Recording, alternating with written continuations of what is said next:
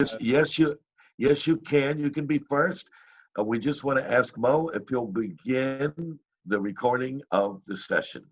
All right, we are recording in five, four, three, two, one. Well, hello, and welcome to Angora Poets World Cafe, being brought to you from people participating from the four corners of our planet. We are a cafe that respects all different traditions that come from cultures, nationalities, and ethnics, and all those identifications. And we truly like people who recite not only in English, in French, in Spanish, in Russian, and Arabic. So if you're listening, sit back and enjoy, and feel free to join us. And we will begin with our first presentation tonight. I have the nice honor and personal friendship opportunity to introduce a woman who has gained her PhD at the University of Algiers in American literature and speaking three languages. And so let me, without further ado, introduce Dalila Zagar. Hello, Dalila. Hello, Mo. You are on. And if we could all mute, please, while Dalila presents. Yeah, ready? Ready? I'm very happy to read the part of my article on James Baldwin book, Nobody Knows My Name. It's just the part about the identity. Baldwin is optimistic. He believes that change is possible through Black struggle at various levels, despite the strong presence of white hegemonic social discourse. He believes that, quote, walls should come down, Blacks should crack the American image and find out, deal with what it hides. For beneath it are hidden, unadmitted despairs and confusions, anguish and crimes. Change comes when the country re-examines itself and discovers what it really means by freedom. He adds, to avoid a fragmented nation, both Black and white identities should be respected. A country without minorities for the first time in the history of the world. This is the real ideal. The solution will come from the nigger and his complex relationship to whites and Blacks. He is defined by the extraordinary tension thus set up in the breast between hatred of whites and contempt for Blacks. It is in the acceptance of his duality that the nigger will recover the strength and thus the possibility to define and control the world in which he lives. Because Baldwin made the choice to leave the country, he puts the stress on the fact that the meaning of an American Negro can only be found in him. Quote, you can take the child out of the country, my elders were fond to say, but you can't take the country out of the child. Here is his strong definition of exile. I had removed myself from the social forces which menaced me anyway.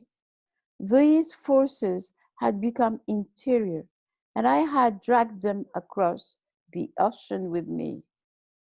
The question of who I was had at least a personal question, and the answer was to be found in me. In 1953, he is present at Le Congrès des écrivains et artistes noirs à Paris. He quotes Sheikh Antar Diop, who says that new definitions of culture will bring more autonomy to Black men in order to define themselves au lieu d'être toujours définis par les autres. This new consciousness comes with the rise of African world affairs. He quotes Leopold Senghor, who says, Baldwin quotes Leopold Senghor, who says that the heritage of an American Negro is an African heritage. Step by step, Blacks will have a consciousness of being not only descendants of slaves in a white Protestant and Puritan country, they were also related to kings and princes in an ancestral homeland. And this has proved to be an antidote to the poison of self-hatred. Thank you very much. This is just a fragment of the article. All right. Well, thank you, Delina. You're welcome. That was eye-opening, and I got to say, He's incredible. He's incredible. And I got to say, what might be the elephant on the screen? How many eyebrows were raised when you read the N word? Oh, I can tell you, I have a book. It's part of our history. Sorry, I have to say something. I have for my thesis, I found a wonderful book. I just don't have the name, but I can give it to you later. The title is The Nigger, and this guy who wrote it, sorry for the name, he's a lawyer, and he tried to study all the possibilities of the use of this word. Mm. And he says, in some situation, it is a bad word. Some others, when Blacks, African Americans are together, it is not bad. Yes. All right. Well, thank you. And thank you for sharing some James Baldwin, because speaking for myself, his legacy is always welcome. Always welcome. Okay. Thank you. So, well, we got up to a literary, historical revelation here, or revelation review. I'd like to know which one of you as poets would like to proceed next. I think there was somebody who wanted to react to the word. Well, I think we No? could go into that topic for a long time, and Why I'm not don't you trying, let the person speak? because my job is to conduct Angora Poets as primarily poets, so that we don't spend all the time on Okay. this. Okay. Okay, now we know this question deserves a lot of talk, but right now it also deserves tonight a lot of poetry. Okay. D'accord. Okay, so I was wondering if who would like to follow to be the next person. I'll bite. Is that you, Jack? Yeah, I said I would bite. Okay, please do. And I will. So I have to arrange myself. I had wanted, Carrie several weeks ago used a word that I'm very fond of, which is anodyne. And so I wanted, but she left before I had the opportunity. So I wanted to share a brief poem with that word in it. And of course, fortunately, I can't remember the title of the poem. So now I'll just go on and read something else.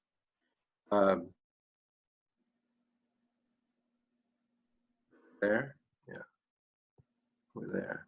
Okay, I'm sorry, I'm disorganized, so perhaps we should wait. I should, because Oh, I didn't expect to have greatness thrust upon me. Okay, all right. Well, I now, think I'm Take ready. your time. Take your time. did I hear someone say they were ready? Yeah, Rox is ready. Okay, Rox, it's over to you, Roxanne. Okay. So this is a poem that gets introduced by a song. So I'll just to let you know. And it's called Firefly and Stolen Moments. There goes a firefly, a blinking light in the night sky. He dances solo, flashing his halo when another light comes by. There they go blinking, leaving me thinking of you. When will the sparks fly?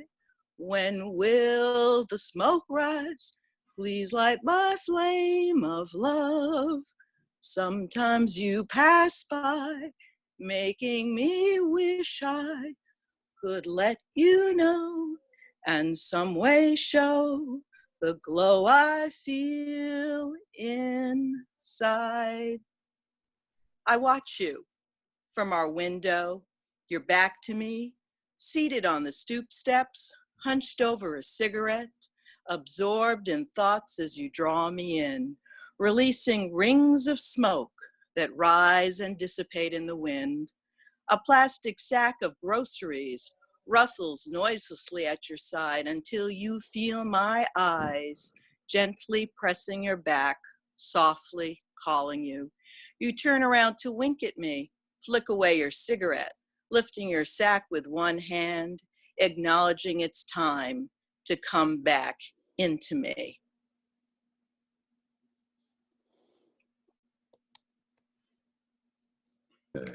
And did the song, who wrote the song? I wrote the lyrics and Bill Stryfer wrote the tune. Oh, very nice. Yeah, Do you that's have lovely. That's lovely. do you have Intro. another? Do you have another piece to follow, Roxanne? Yes, I do. Please Let me do. find it. And this is a response to Shakespeare's sonnet number 115. So could you indulge me and let me read the sonnet and the Yes. sonnet, my response? Yes. Shakespeare's sonnet number 115. Those lines that I before have writ do lie, even those that said I would not love you dearer. Yet then my judgment knew no reason why my most full flame should afterwards burn clearer. But reckoning time, whose millioned accidents creep in twixt vows and change decrees of kings, tan sacred beauty, blunt the sharpest intents, divert strong minds to the course of altering things.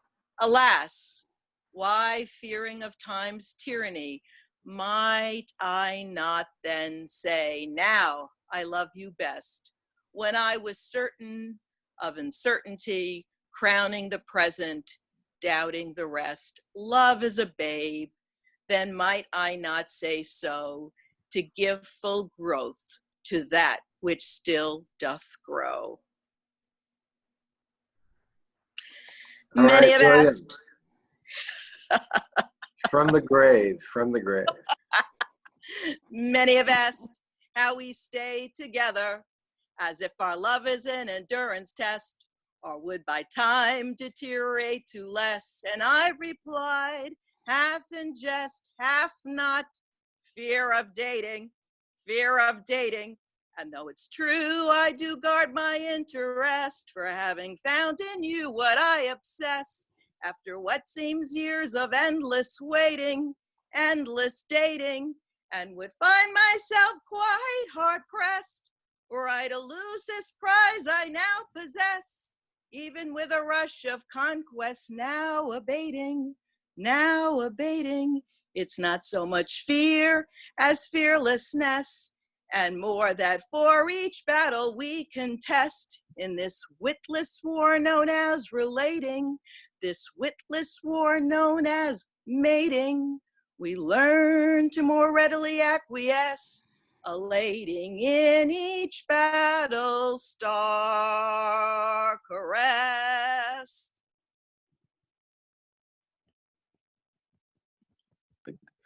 Is that you or Stephen Sondheim? That's me. All right. Move over, Sondheim. Okay, Roxanne, do you have what we call three's a charm? Oh my God, I thought that was already 4. Now, we allowed you to couple Shakespeare, sonnet, what'd you call it, 115? Yeah. Of course, we all knew immediately, sonnet 115. Sure, yeah. Find the number. Anyway, do you have three's a charm for us, Roxanne? Okay. Yes, I have a red feather song. Locked in a frame, a red feather sings of early bird worms out beating wings, a sweet darling's hand, bit of fluff, a sugar plum kiss off the cuff. Dear, dear, dear, what, chippity chip, here, here, here, nut, nut, nut, a dewdrop sip. A flash of red coming into view of speckled eggs attended by 2 crested-eye sand, ready to rebuff and defend my turf from a rival's guff. Locked in a frame, a red feather swings of life tied to her apron stings, free as a bird, no more than any man, a chip from her, hey, you do what you can. All right. Hey, all right, Roxanne. You know, your presentation tonight was the last thing I would expect from the publisher of Poets Wear Prada. So that's great. That's really loose. It's really loose. Very enjoyable. Thank you very much. All right. Very solid sequence. Now that we've broken the ice, you know, I was wondering if we could follow with some more rhythm, and I was wondering rhythmic stuff, you know, and I was wondering if I could invite Jane Spoken Word to follow next, and then perhaps invite Carrie to follow Jane Spoken Word. Can we do that? Okay. So Jane, hey, it's all you, Jane. All right. This is a piece I wrote a long time ago. It was after a very intense meditation. And the piece is called Flux. For my teacher, who resides on a moon, busy contemplating contemplations that shape the reality of a dimensional self. Reminders of illusionary tactics of the mind to leave you behind. Dull your shine. Spirit beings summoned by dreams, dancing to songs of celestial bodies, listening to winds whisper silent secrets. Naked minds with no dressing as the dreamer's moon laughs at my back. Ruby sparkled sky laid out on a velvet sea, summon the moon and sweet talk the sun. Dreaming of yesterdays and Saturn's rings and diamond snows and string spinning theories of planks that travel on a shimmer of not too long ago memories. Triangle suns, born of stories told, holes in time and pharaohs lost to days of old. I kissed the sky with rainbows gold.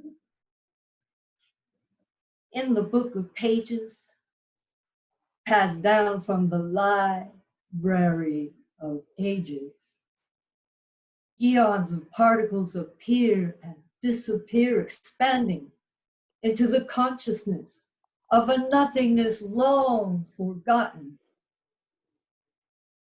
When the day falls down upon us, the beginning of the end of the beginning of the end of the beginning of the end, when the day falls down upon us, we are all allies in the silent struggle.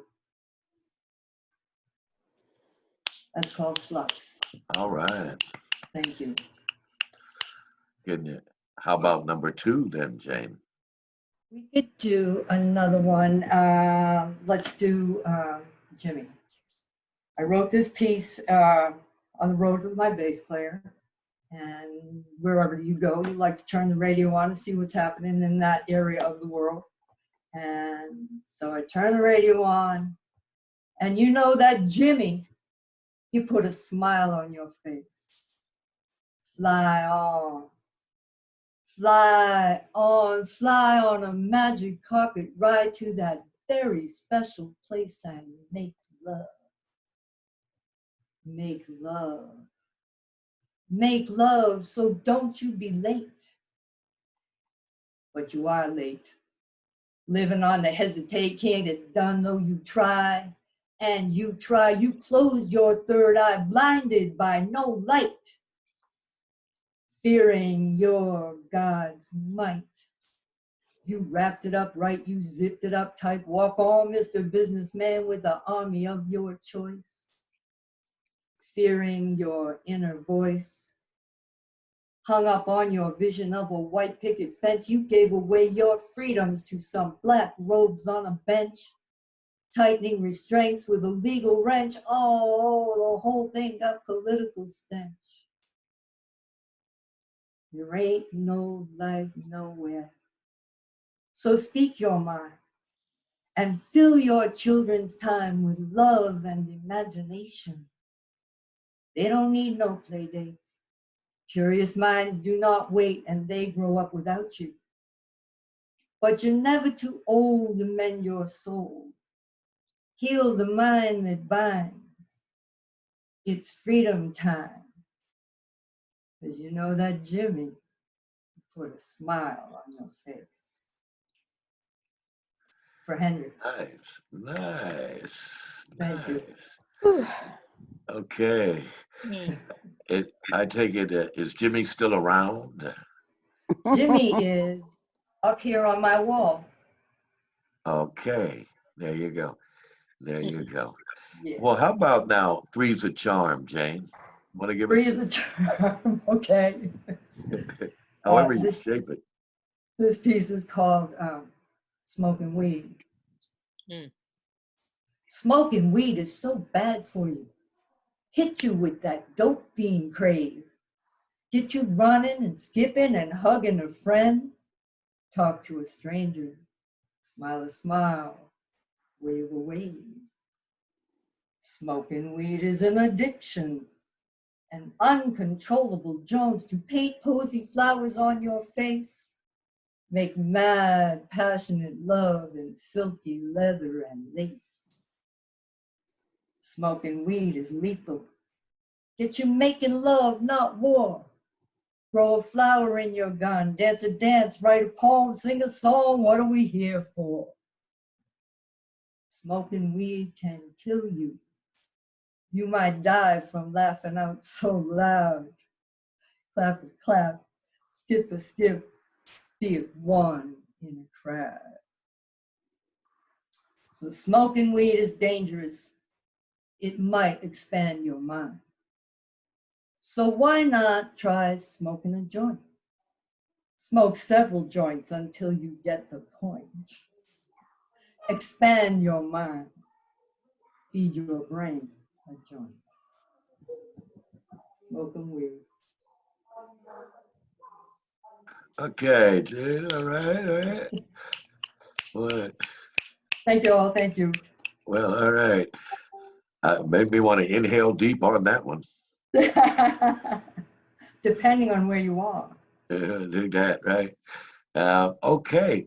Well, now, I had asked Carrie if she would follow you, and then I would ask our newcomer, Ronald, to follow Carrie.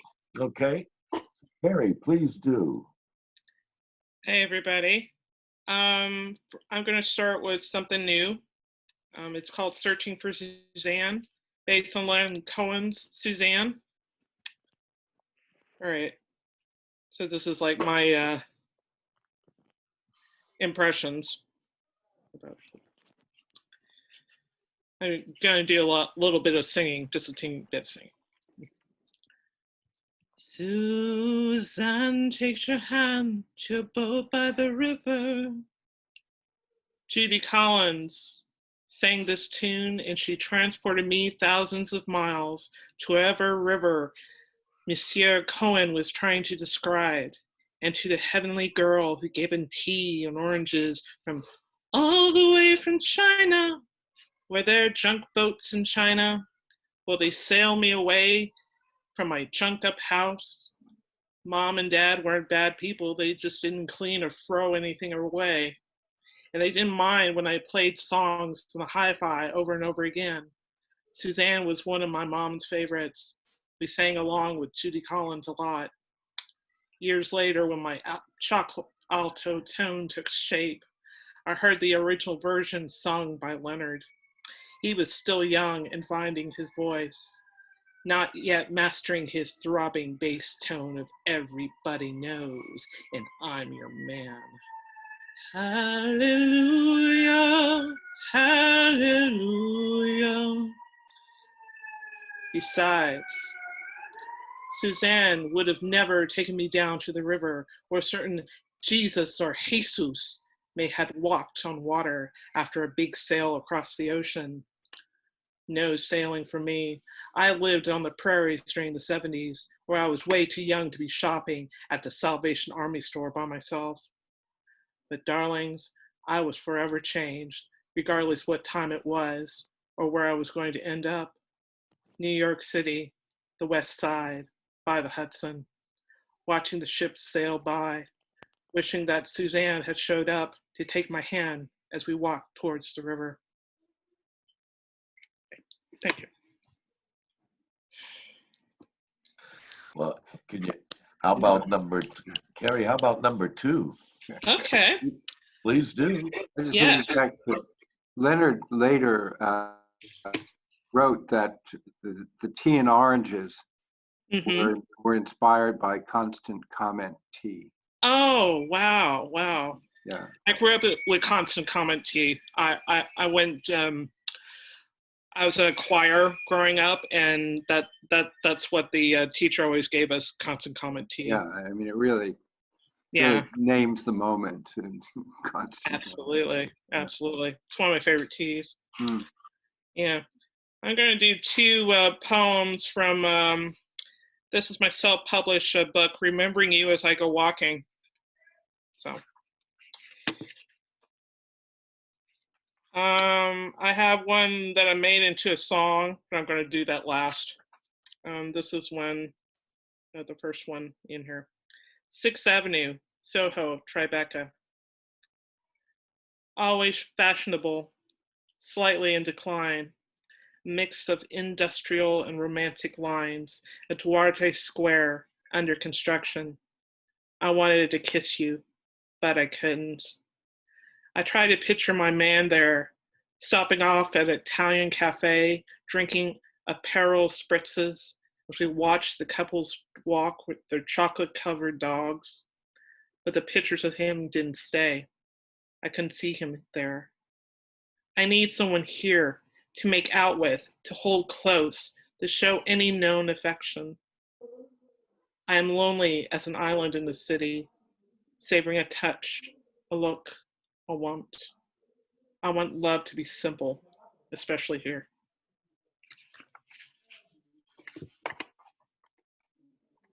All right. Good a place as any. Yeah, it's a very romantic city. Yeah. Back in the day when we could, wander free. I mean, that also that dwarfish park that you were referring to. 6th Avenue. Yeah, exactly. This is called Ladies Who Lunch. My friend Mark, he wrote the music for this, and so I wrote the lyrics, and so I'm going to try to sing it without him playing the song. So this is me first time doing a cappella, so please be kind. Ladies Who Lunch.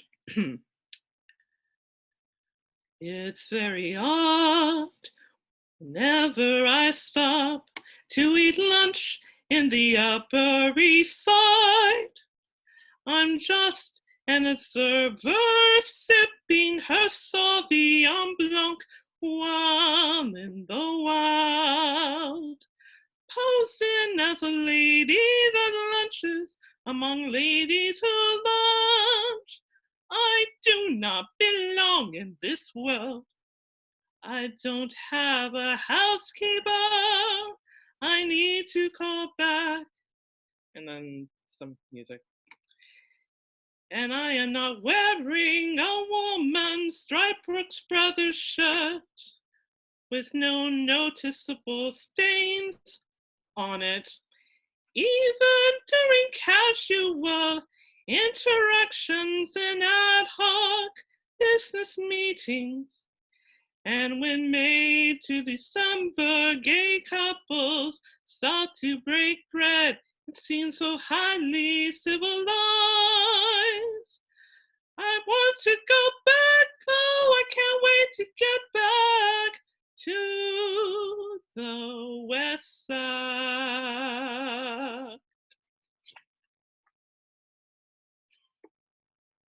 Hey, we got it. Thank you. We got it. Ring the bella for acapella. All right. Yeah, thank you. Thanks. Super. We got some. We Super, got some. fabulous. Very good. Thank you. Yeah. Yeah. So sounds like we got some musical poetry going on tonight, folks. Oh, Hey. Roxanne, you were singing. I'm like going, okay, I have to do at least one. I say throw some shit in the game anytime you want. Hey. Okay. You Cool. and Roxanne can form a duo of some kind. Look out. Huh. Take you up to She's a Lincoln much Center. better singer than I am, but I want her to sing some of my songs that I've written. Okay. And Maybe. okay. Maybe one night we'll do a music poetry evening and invite everyone to contribute music poetry and not rate anybody on a scale of expectations, just to allow us to express ourselves musically. And that would be really cool, I think, you know? Cool. That'd be really cool. That'd be dope. So- Mo. Huh? That'd be dope, man. That Yeah, would it be could Yeah, be. it would be. absolutely dope. Especially if our expectations are simply, let's dig everybody expressing themselves musically. You know, We'll and- jam. We'll jam. yeah, we can do it, man. Get ready. We call Blue Note. Get your Blue Note agent down here from LA. All right. So I would like to move on right now to a first-time person here with Angora, and he is Ronald. And Ronald, we'd like to hear from you right now, please. Okay. First of all, am I coming in clear? Can you hear me? Okay. This first one I'd like to do is with a poem that was written back in the 1970s, and it was in a broadside that I was able to talk the nice people at City Lights bookstore into featuring for free. I really enjoyed that experience. So, vampires, our lust divides the night, splits the sidewalks. We seep like limp gas, unknown pores widen. You stink of piano keys. I gorge my dripping teeth on your noise. You swallow my brain and burp.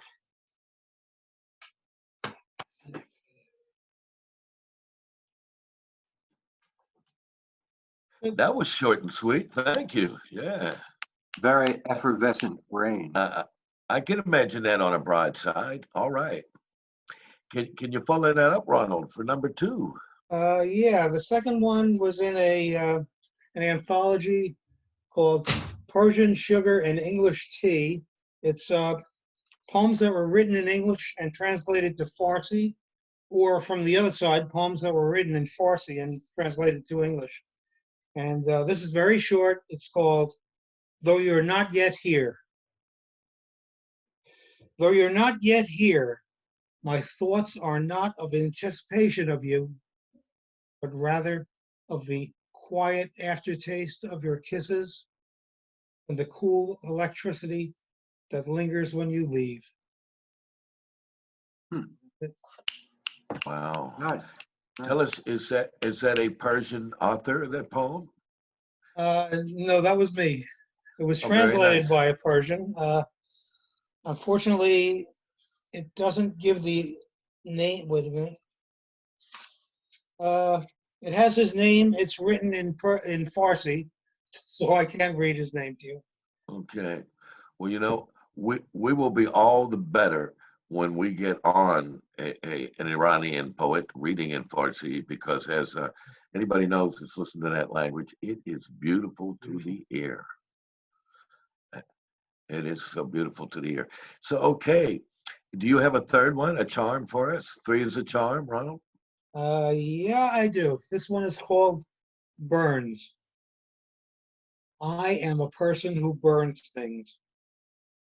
I burn baked I burn baked potatoes left in the oven while I read. I burn the bottom of the coffee pot left on the stove while I walk the dog. I burn school books which have forgotten how to teach me. I burn men who trip over my boundaries. I burn women who have a smoldering fire inside. I burn houses full of useless dreams and spent artifacts.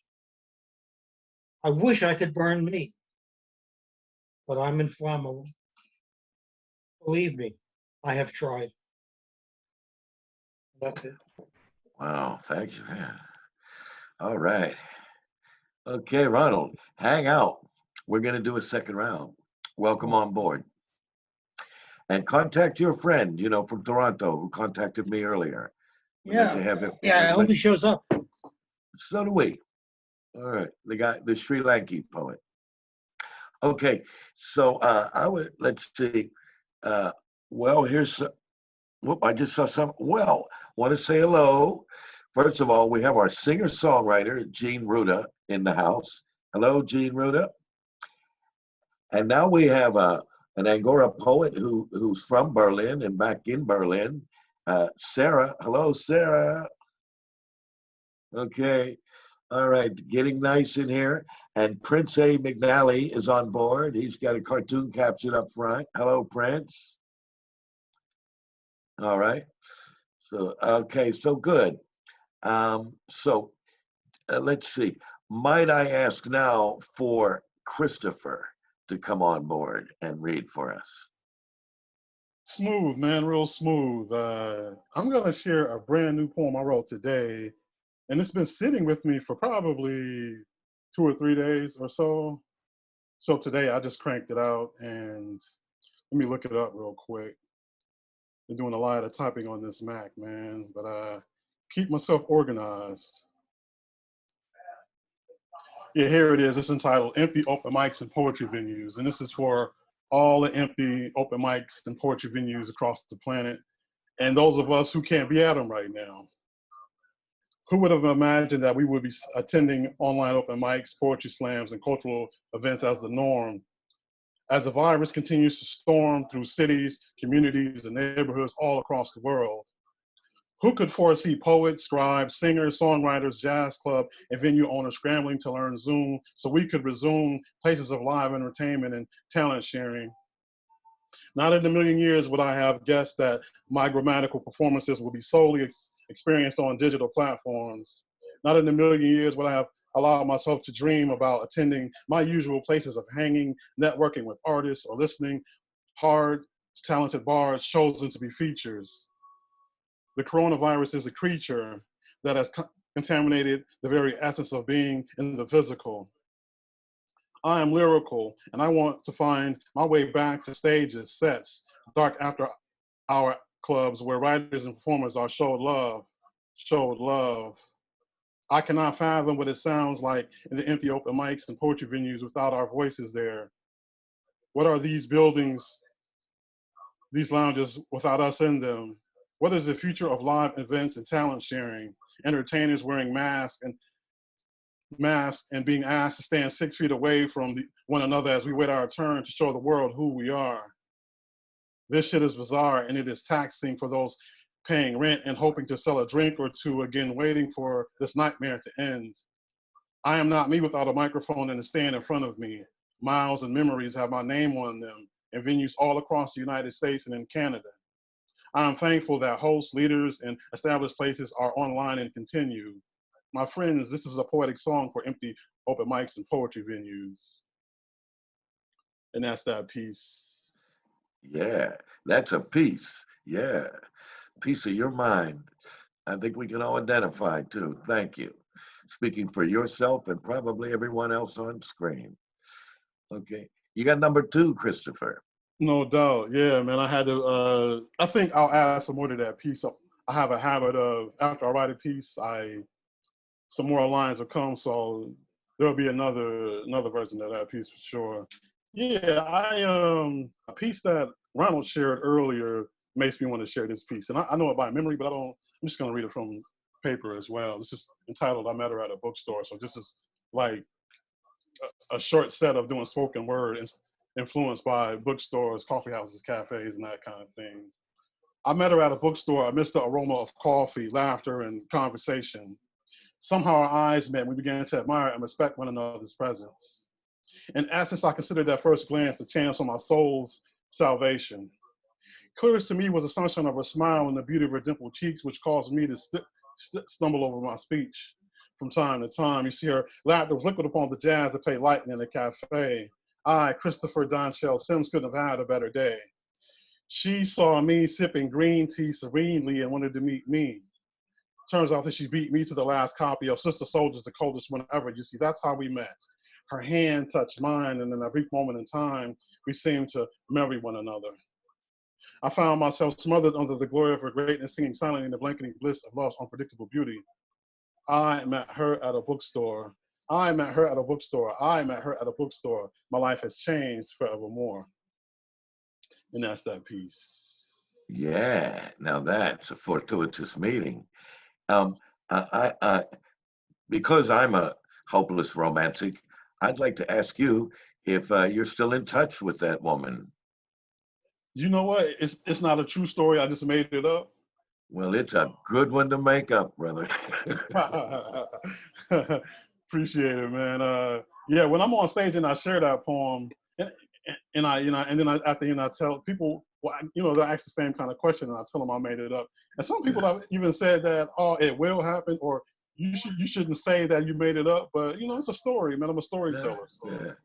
Well, you know what poets say: everything I say is true, or ought to be. I like that. You want to come behind that? Was three is a charm? Yeah, I'll share this piece. I think I might have shared this one maybe a week or two ago on here. Maybe if not, it was spoken word Paris that I shared this on. This is entitled "She Packs Me in Her Luggage," and this poem is basically a memory, man. One big memory. I am familiar to her, safe, warm, gentle, and understanding. A voice calming, a wise soul who listens beyond what is shared on the surface. I am a warm blanket in her coldest nights. I am a hot cup of green tea in the times where she feels most sad and vulnerable. So she packs me in her luggage when she travels, poems of mine that define her life and help her get through things, or pieces of my literature that inspire her to dream. She loves sacred women. She packs this poem in her luggage more than any other piece of mine. She is empowered by that poem. It describes to her just how sacred she is, how important she is, how beautiful she is. I met her at a bookstore as one of her all-time favorites. She dreams too of meeting her soulmate in a bookstore inside a cafe while jazz is playing lightly. She's a romantic just the same, so she'll hum some of the poem and call out my name saying, yeah, man, yeah, Christopher. Found on knotted napkins and college ruled paper consistently in her purple suitcases, she likes poetry. She approached me personally after poetry reading and told me the poem was genius, that it captures her love for poetry and why she is held captive by the pictures I painted in that poem. She will even come to a poetry reading just to hear that poem. She leaves right after I am done with a huge smile on her face. She has her own version of I Am a Poet. She wrote it on a plane heading back to Toronto, Canada, where she first heard me recite my version. Hers rocks. It is just as much hip hop and bebop, hip hop and bebop, hip hop and bebop as mine is. Composed of the strongest visuals and prophetic lines. I like her version better. She sent to me as an attachment to my email address. Man, inspired pieces are the best. She packs me in her luggage, especially my slam poem, Word Warrior. She's in love with the word syllable sorcerer. She's magnetized by the look of my eyes and by the way I'm experienced by that poetic rhyme. She requested time after time after time after time. When she's an old woman and she's all out of frequent flyer miles, compiled in an old dresser will be a book she put together for me. Someone will find it and read it, and it will be read at her funeral. And I will live on for eternity because she found it in her heart to love my poetry. She packs me in her luggage. Well, yeah, all right. That is very nice. You certainly have a nice. I've listened to you read, socially conscious, politically direct verse, and tonight to hear you lay down three very romantic is a very nice other side of you, Christopher, because it's so nice. Like we can be engaged in social consciousness and the struggle, as it's called, which is so necessary, and it's good to keep our heart, good to keep our spirit. Yeah, you know what, Mo? This is just a little very unknown fact about, especially with this group. My birthday is on Valentine's Day, man. So I gotta. Oh, Yeah, wow. too. My dad's All too. right, all right. Well, I hope you meet Cupid sometime soon. Okay, I would like to invite to see if Mr. Jack Cooper is ready to present for us now. Are you ready for us Yes, now? in fact, I had that poem right near me, but I just didn't know what it Yay. was. Yeah. That's okay. So Okay, Jack, this you're is back. yeah, no, this is interesting because as I say, Carrie had used the word anodyne, which I like, and then Roxanne had followed with the Shakespeare. So this actually combines the two. It's called This Here, Abjured. Okay. New or old, brave or what, the world, by which I mean that inhabited populace, that hath such people in it, engaged in deception, by assumption received, anodyne function operates on particle dependent, so everything being wave.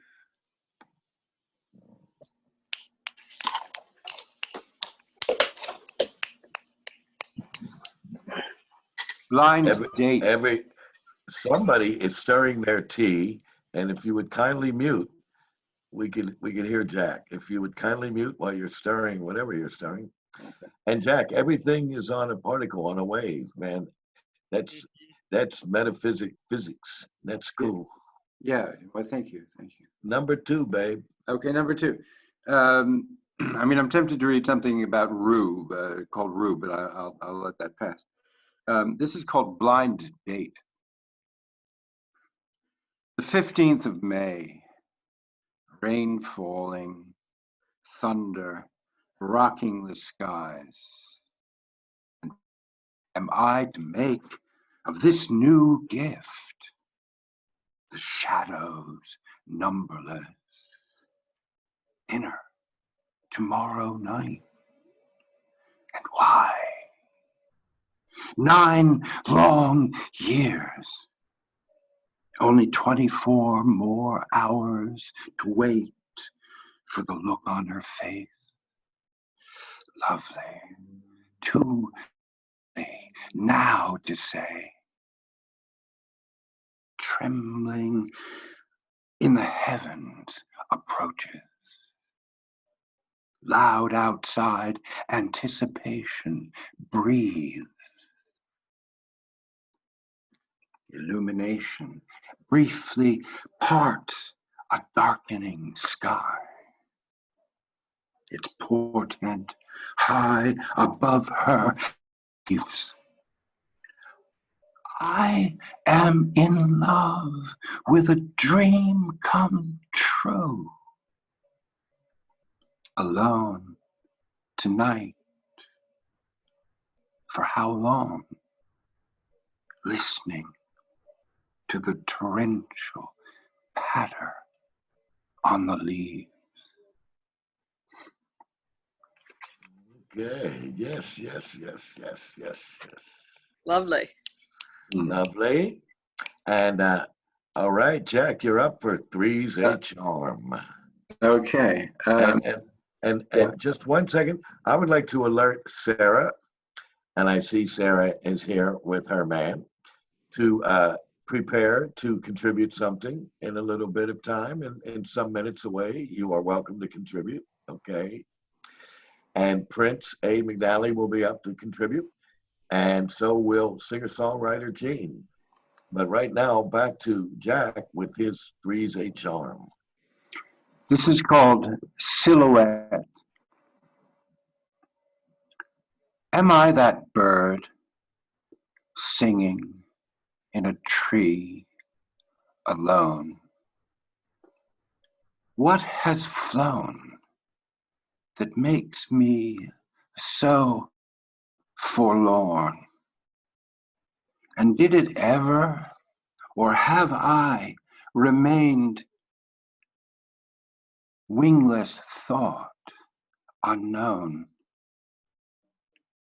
unanswered yet, if heard, still be going to, in flight and seeing?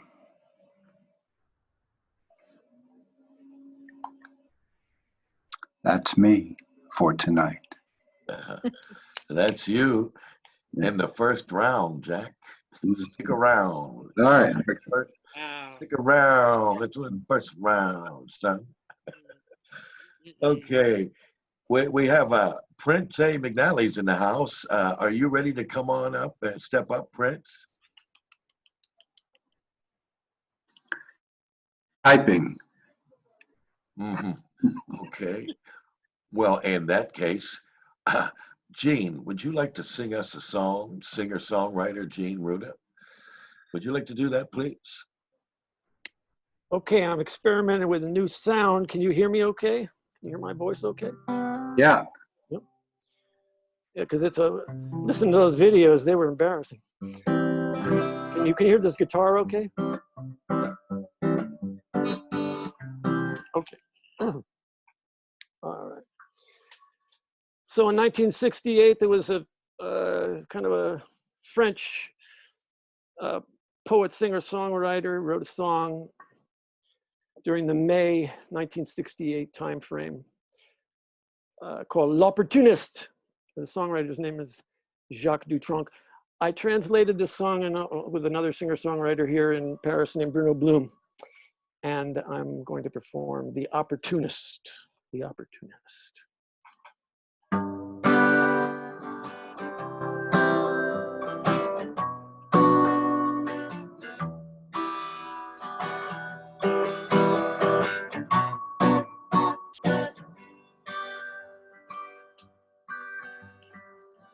I'm all for the communists.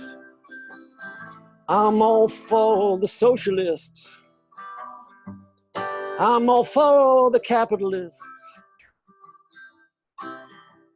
'Cause I'm an opportunist. Man, to play a contest. Some complain and some protest. Me, I want to be on top. So I do my flip-flop over on the other side. Over on the other side. I'm not afraid of the profiteers. Don't fear the agitators. I go to college for electors. Gain advantage and I make a score. Man, to play a contest. Some complain and some protest. Me, I take the gravy train. Over to the other side. Me, I take the gravy train, and that's where I'll remain. Over on the other side. over on the other side. Yes, I donate to all their parties, and I go to all their parties. I wear the vest, t-shirts, and I'm the king of the converts.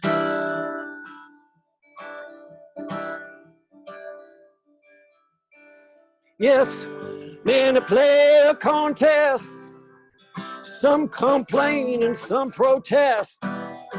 Me, I want to be on top, so I can flip-flop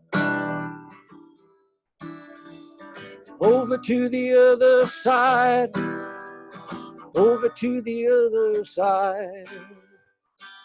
Yeah. Hooray, let's cheer the revolution. Long live the institution.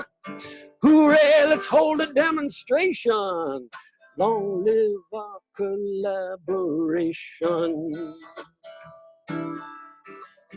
Men play a contest. Some complain and some protest. Well, me, I take my gravy train, and that's where I'll remain. Over on the other side, over on the other side. I turned my coat so many times, it just fell apart. And when that revolution starts, I just drop my drawers. And when that revolution starts, well, I'll just drop my drawers. Over on the other side, over on the other side.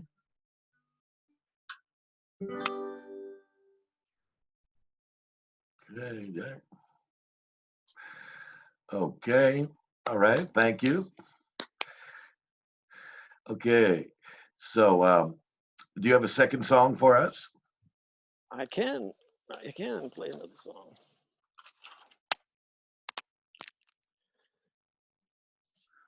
Politics is like that. Well, I'm going to take this off.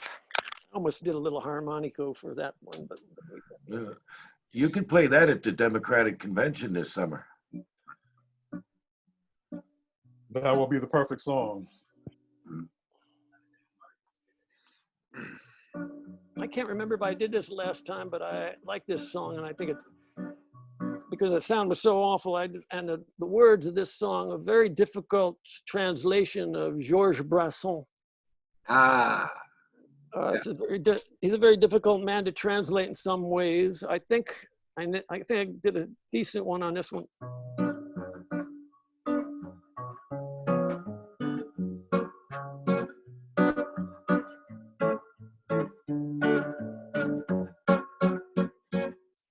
You know, I never doffed my hat.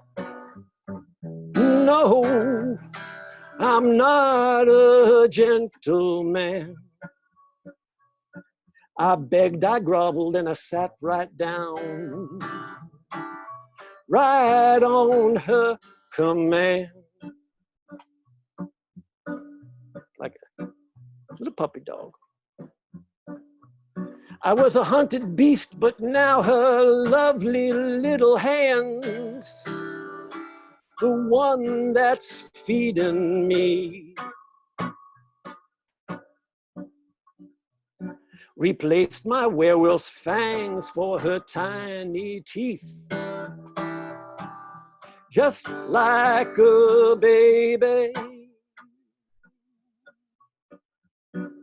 Yes, I shrunk myself down size for a baby doll who shuts her eyes, she lays in bed.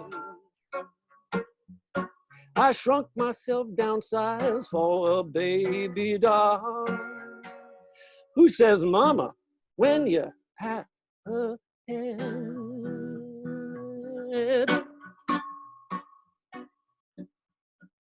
Though my route was hard to change, she tamed me from north to south. Sun-stroked, red-faced, she arranged, she saved me. She gave me mouth to mouth.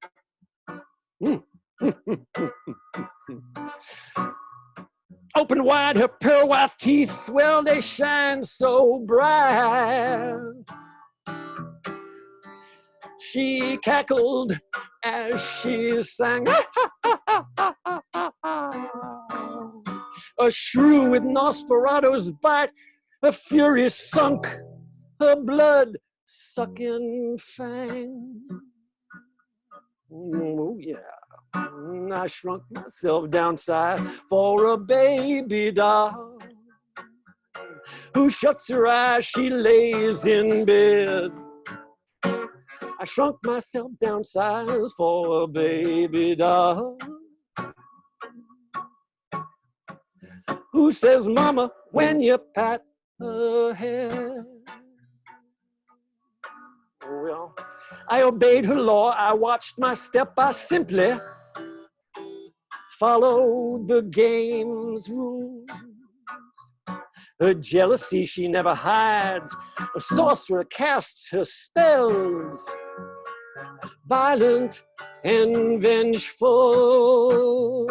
I met a flower of a girl who compared to mine was fair, but even so, that flower of a girl, well, she withered real fast, killed by my baby shadow. Well, I shrunk myself downside for a baby doll who shuts her eyes, she lays in bed. I shrunk myself downside for a baby doll. She says, "Mama, when you pat her head." Well, psychics, mediums in their trances forecast with benevolence that folded in her arms I'd take a rap and get a fool's death sentence. Well, there are worse ends, there are better. Does it really matter? Hanged here as someone else this life kicks out the ladder. Well, I shrunk myself downside for a baby doll who shuts her eyes, she lays in bed. I shrunk myself downside for a baby doll who says, "Mama, when you pat her head."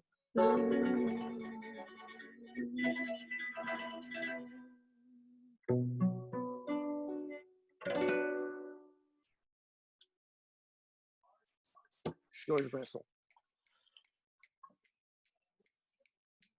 Very well done, sir. Very dark. Dark. He was a dark man. Good. Yeah.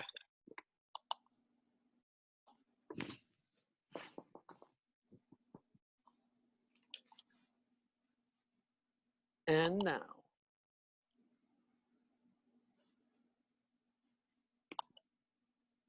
am I still alive? Mo's mic is he's still muted. So Mike, are you muted? Mike, are you muted? Mo? Mo. Mo, is he Mosey? Mo, where are you, bro?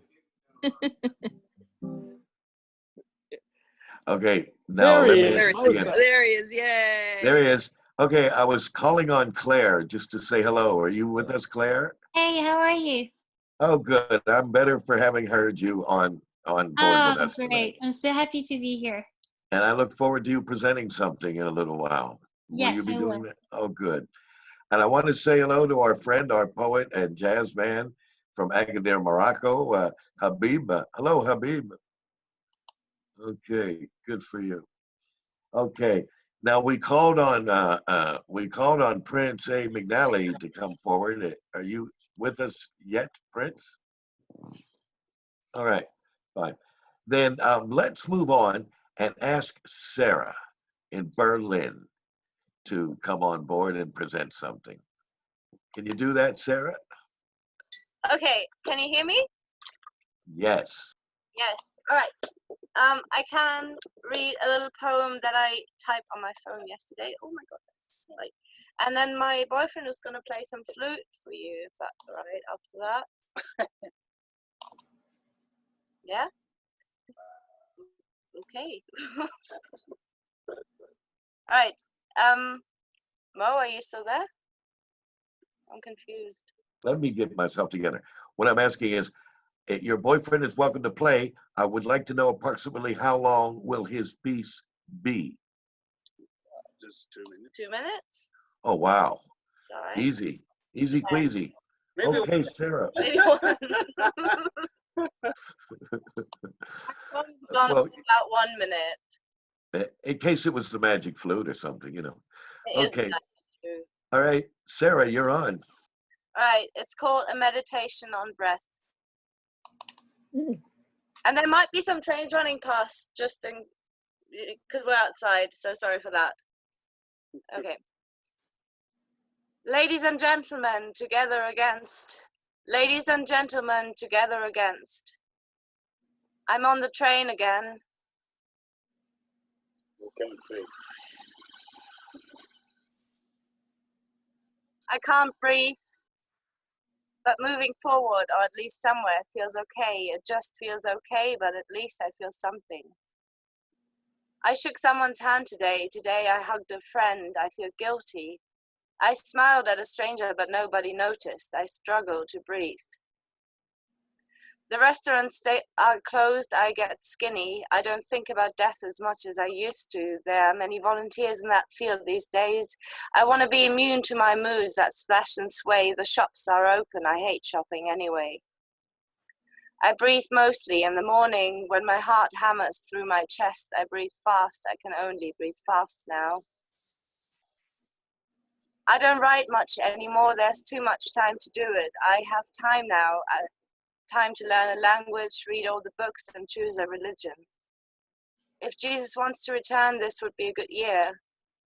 I have time now to cook, paint, and plan. All I have is time. I'm stuck in time.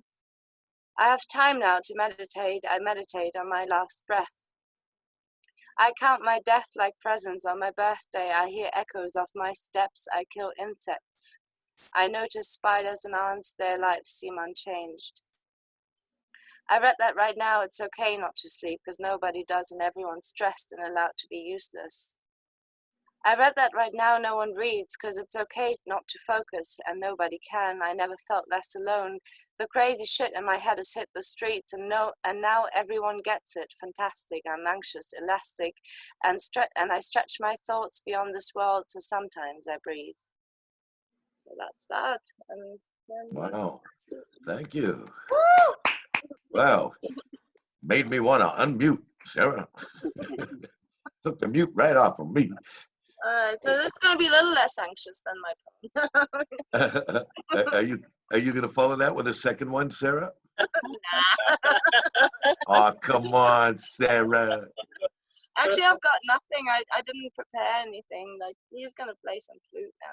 Well, that'll be nice. And your man is from Tibet. Amdo, Tibet.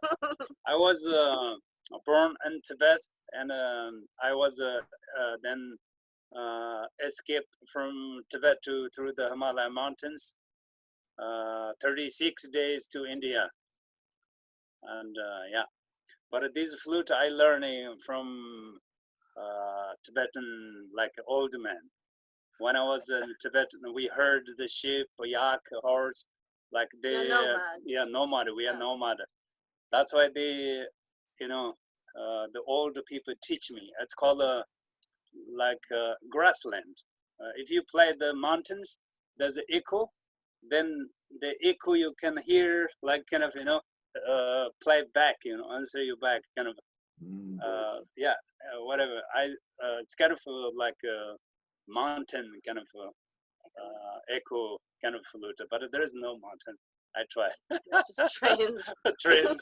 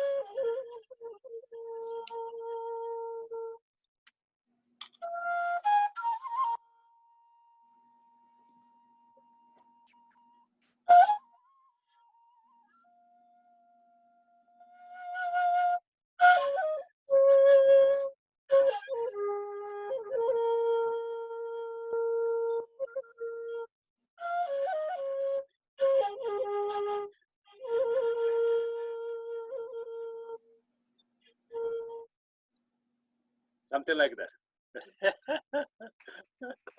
Thank you. Gorgeous, You know, beautiful. intended or otherwise, you actually, the volume decreased and came through as an echo, as you described it Yeah. in its natural habitat. Thank you. Was that your intention to echo it like that? Yeah. That might have just been the bad internet connection. Oh, now Sarah, stop it. We're nominating that man for a Grammy. All right, that was wonderful. Please, Yeah, very soothing. please feel free to. Do you have another piece you'd like to play for us? There's a lot, but I not feel. Next time. Next time. Maybe next set, because that's wonderful. That's wonderful. Thank you so much. Thank you. Okay. Well, now, who do we have up here now? How about if we come in now with Habib, calling Morocco, calling Morocco. How are you, Habib?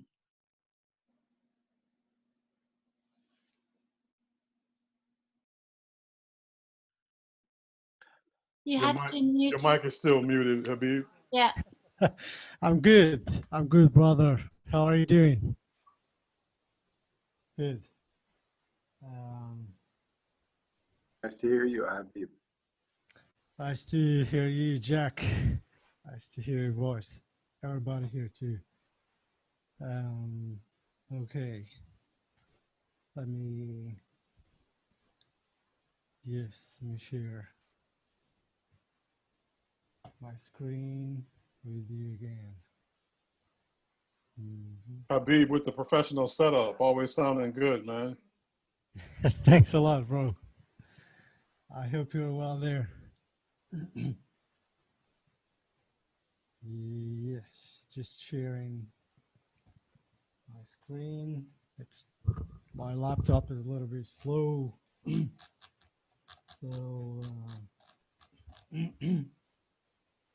yes, page.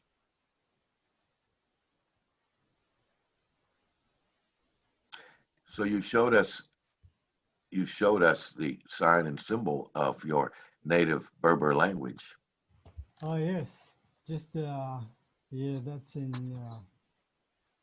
I just put that on. Yes, this is the letter Z from the Amazigh, the Berber language. You find it on T-shirts, on people's doors, on different things, you know. Yeah.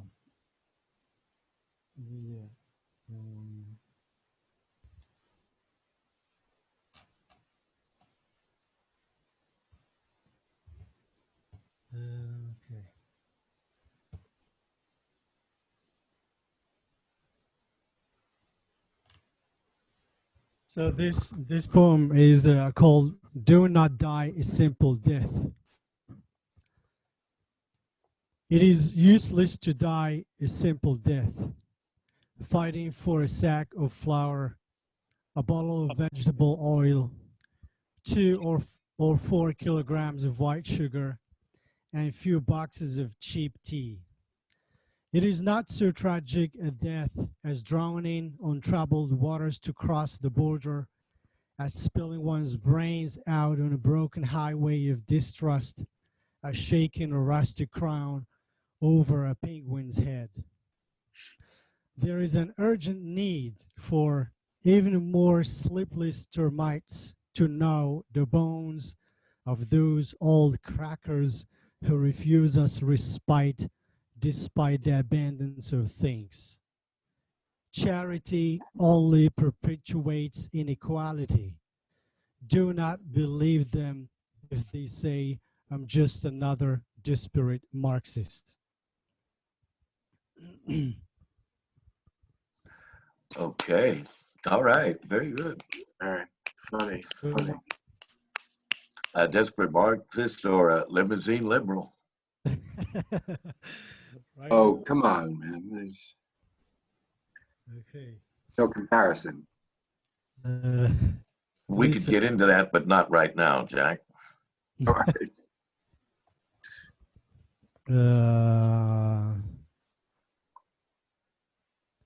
Okay, this one is called "Hard to Succeed at a Normal Life." The rest of the dream was invoked in a filthy prison cell. He dreamed of his lonely days and all that he wished for: the life of a carpenter, his rebirth as a shepherd, his humming housewife in a countryside house where he would organize communal potluck suppers and read Mayakovsky. Weary late comers would join him. He would say, "Come on in. I have been waiting for you. I knew you would come." It is hard to succeed at a normal life after years behind bars. Sit here, my dear fellow. Sit here by the fire and listen. Listen to some old folk song serenades. All right. Thank you. Okay. And do you have for us, Habiba, Three's a Charm? Sorry? Do you have a third poem, which we call Three's a Charm? Yeah, sure. Page. Okay. Rob me of everything I got. Broadcast cheap social drama on imported TV. Tell me about the rain of mercy that will bleach the fields below the remnants of my clay village.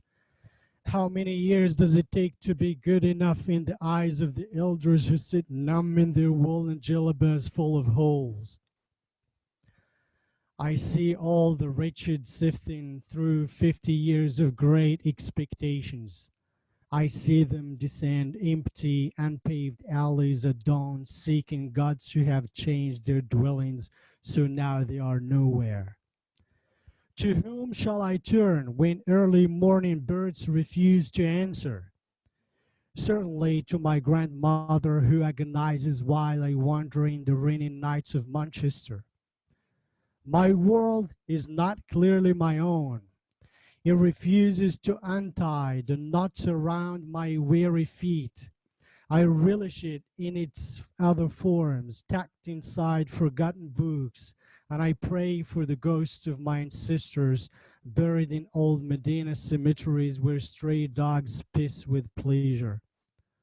I want you to know it is not you I blame for all the unnecessary killing. I am not trying to prove anything. I am sitting under an oak tree in Raleigh, my brown Swiss hiking shoes disintegrate before my eyes. My bleached t-shirt and worn Levi's stick to my skin with sweat. And for the same reasons as you, my dear fellow traveler, I sit without sails to rediscover America, illuminated by the neon lights of 1,000 roadside bars. Wowza. I Thank love you. the last line. That was beat. Habib, Yeah. that was beat. Yeah, very nice, very nice. It's Very nice to nice. hear beat. Yeah, it's beautiful. That's Yeah. like, that's right. I hope he hears this right. That's like getting downer. Okay. Habib, your ability to, the way that you wrap up a poem at the end, I love it, man. Thank you so much, bro. Yeah. Written, Really great. written while traveling in North Carolina in 2017, in Raleigh, Durham, Rocky Mount, visiting Jack Kerouac's house where he stayed with his sister in Oh, Rock, wow. just outside of Raleigh and other places around there, before going to the Black Mountain School, visiting also the school where they used to have the school. Yeah. This is discovered there. So I was Yeah. writing these poems just while traveling around there. Wonderful. Wonderful. Now, Thanks. okay. We have on board with us tonight Claire Andriani. Claire, are you there? I'm here. Would you like to present for us, Claire? I would love that. It's in French though. No, hey, pas de problème, hein? No problem. Huh? Okay. Longue en français. So it's gonna be in French, and it's here. I'm gonna just find it now. Okay. And could you give us a brief explanation on the theme of this poem? It's very hard because it was very much about improvisation, but it's an observation of two characters. One is a man hanging around by night on a bench and thinking. And it's all about his thoughts and how he dreams about the night. L'éclair qui rougit, it's called sombre réveil, which means dark awakening. L'éclair qui rougit en temps d'envol ne fait que passer éternellement. Dans les nuées de nuages lourds, il sonne comme des tambours. À quatre voix et giflés, ils s'endorment, paisiblement, se rassemblent comme un gros tas. L'inné n'a pas d'obscurité, il est trahi par les nuages de tes pensées, dont la moindre fleur à l'ombre aussi près s'ennuie. Fais éclater les ruisseaux sanglants de rage pour effacer un destin trop beau. Rien n'est parfait, tout est maussade sur le pont de Monsieur Sido, que l'on trouve chaque soir et qui parfois s'ennuie. S'assied sur un des bancs, tel un jaguar prêt à bondir dans la nuit. Filons, ô étoile lumière, au rythme du feu qui fume ta cigarette. L'air s'échappe lentement comme le fil d'une aiguille passée par le mystère du temps. Le feu s'agite, Sido aussi bien qu'il reste sage comme un chat noir, découvrant à lui seul l'eau de pluie. L'ombre s'échappant de sa maisonnée, Monsieur Sido fume sans boire.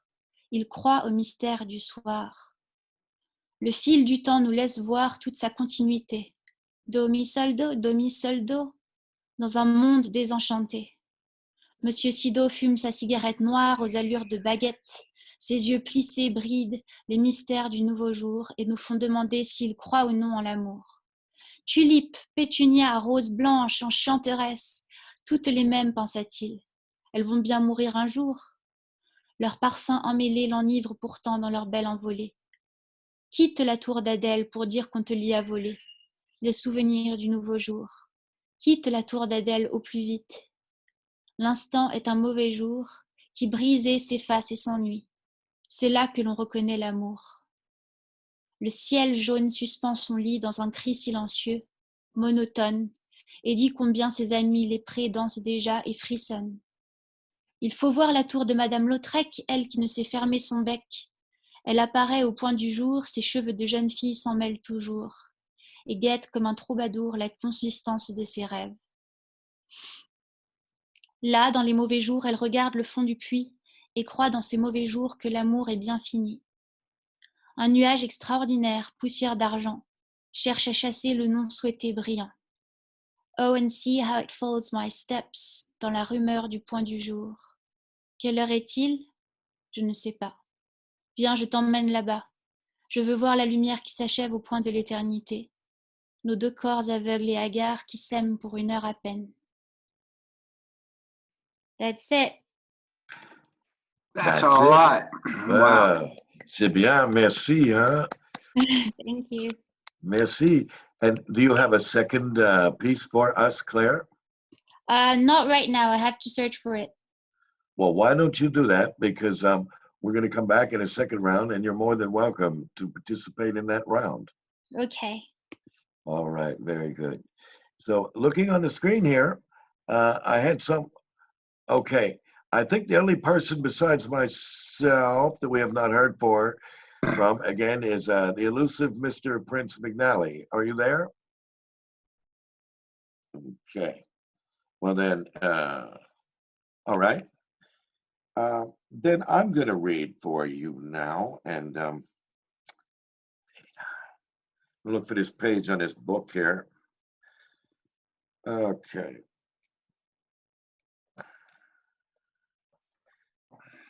Now, I'm gonna, I suppose, I think I'm gonna change the mood a bit with my topic, because what sort of provokes me to change the mood about some dark things is that during this lockdown, I have been contacted by 3 people who are strung out. You understand? Strung out. They got locked in, and one was worried about where he was, would he go back to heroin? Okay, would he go back to heroin? He's from Newark. He's a jazz guitarist, and he's an old friend of mine. He's not that old, but he's an old friend. And so he contacted me and was worried that he doesn't want this stress and this confusion to put him back on the needle. And then another person contacted me and said that since they went indoors, they started picking up on their alcoholism again. And so, we talked about it, because, one to another, we know what it's about. Okay. I quit drinking because I had to. I stopped shooting because it felt too fucking good, and I seen too many people strung out too soon. And so I'm going to read. I told them I would, it provoked me to read on that today because I was just online with one of them today. This is called Baby's Lust. I called you my drug of choice, drank you like fleeting liquor, mounted you in a fog. You were a needle in my arm. Daydreams repeating themselves, nights of mindless succession. You carried me through lips and folds and mounds of flesh. Tucked in your womb, I danced, feeling the song of warm, wet chords. One of us driven by primal hunger, one of us fetal feeding in our sensual slumber. And like a day exhausted, you turned on your axis, purging me, breach, drunk in my confusion. Mama, you left me for another man.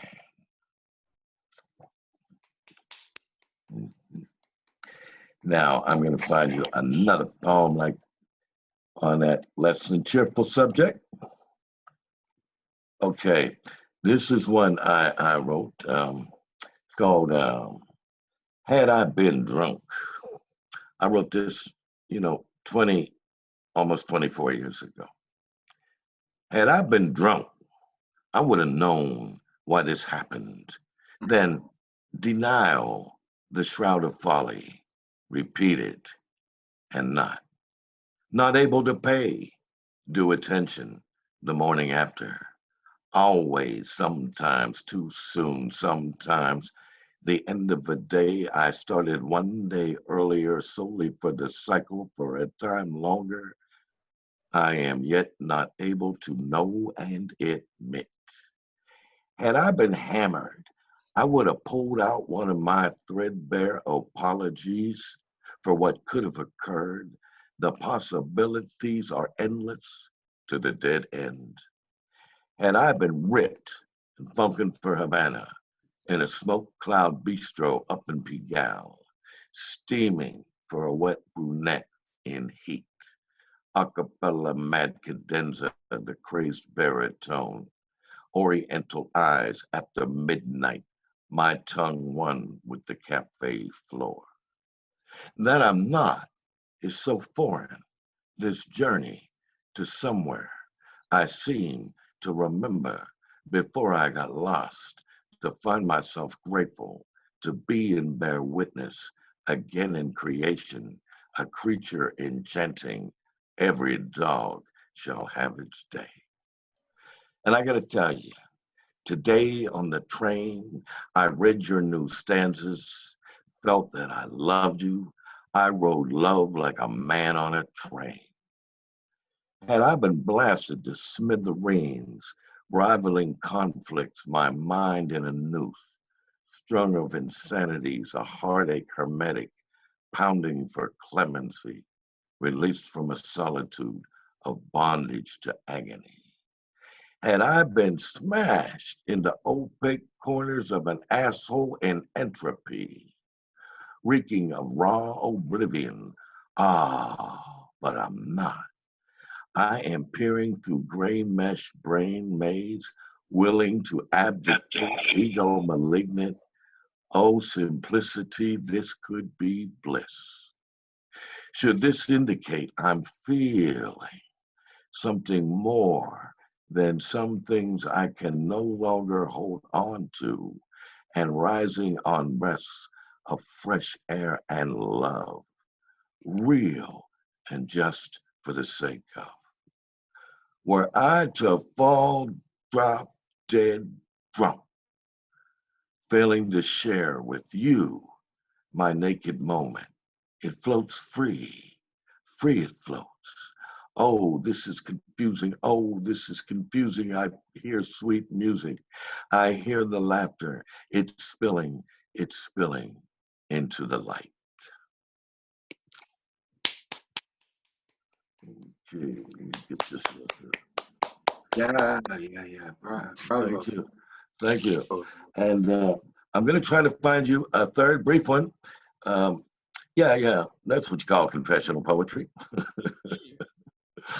um, and I might add that at least for this artist, once I quit alcoholism and stopped, dope, I still remained creative. That's a myth. That's a myth. I remember a lot of junkies and unkies saying, if I quit, I will no longer be creative. That is a myth. If you're creative, you will remain creative. And if you're not, all the booze and the dope in the world isn't going to hold you up. Yeah. So, I like that you said that, Mo, because there's we were talking about hip hop or rappers earlier today before we got started, and some MCs saying, "Man, I need to smoke weed in order to be able to rap or freestyle." No, man, you don't need that, man. I mean, the talent is there, whether you high or not. So yeah. But yeah, because I recognize that Jimi Hendrix was brilliant on LSD. And that Carlos Santana played Woodstock on acid and speed. It's just, some people stay creative when they're strung out, and a lot of people who quit stay creative, which means simply that being high is not a prerequisite for being creative. That's what I'm saying. Okay, this last piece is kind of prosaic, and I wrote this in September upon hearing the death of my good poet friend from New York City, Steve Delashinsky. We had shared a stage. Down at the Parkside Inn, and we're planning to do another gig together. And he suddenly died. So here's a brief piece amended that I wrote for him. You tap the blue note, baby blue. Blue, baby, not like pain, you're over that. Not as sorrow, leave that to us. No more dollar down, dollar a month, buy my book. Baby, you paid with prime interest. Not lonesome where you are in the sphere of cosmic cacophonies. You smiled when I said jazz is a way in here, a way out. And now that you're there, can you tell us, can you tell me more and more and more what it's all about? You blue, baby, you blue to transparent cobalt, seeing through to the other side. Hey, babe, I hear they're an effortless fit, those golden slippers you walk into and beyond to the Hall of Fame. Way way out, and not long gone, because it's all back here and so far gone. It's back, it's gone, it's here, it's out there. Oh, wow, it's where beyond the 8-bar line, beyond the count, beyond the last metaphor, beyond. Yeah. So there we go. So, voila. Okay, that was to Steve. And Did Steve ever hear that poem? no, he was dead. I wrote that He would after have he loved died. it. He would have loved it, man. That was beautiful. Yeah, yeah. I would hope he would, I would hope he would. Yeah. Because as you know, he used to do jazz poetry and had Oh, many. I performed with Steve many times. So he did CDs and he spent a nice career with Matt Shipp and other people downtown. Yep. And we got along quite good. And we had very different voices and very different styles. And Absolutely. maybe that eased the fact that we fell into each other rather quickly. Okay, so I think now I'm gonna give one last call to Prince McNally, and so maybe he just left.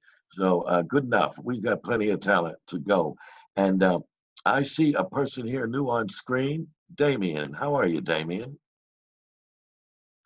You want to unmute? Well, thanks a lot for inviting me. And Mo is there too. Hello, Mo. Okay, Mo's working on his computer, multitasking.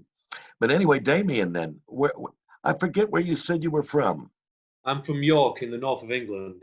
Cool place. You're a Yorkshire man. Yes, yes. All right, man. That's got a great tradition of writers and singers and hardworking folk. Hardworking folk. Okay, Yorkshire man, it's on to you.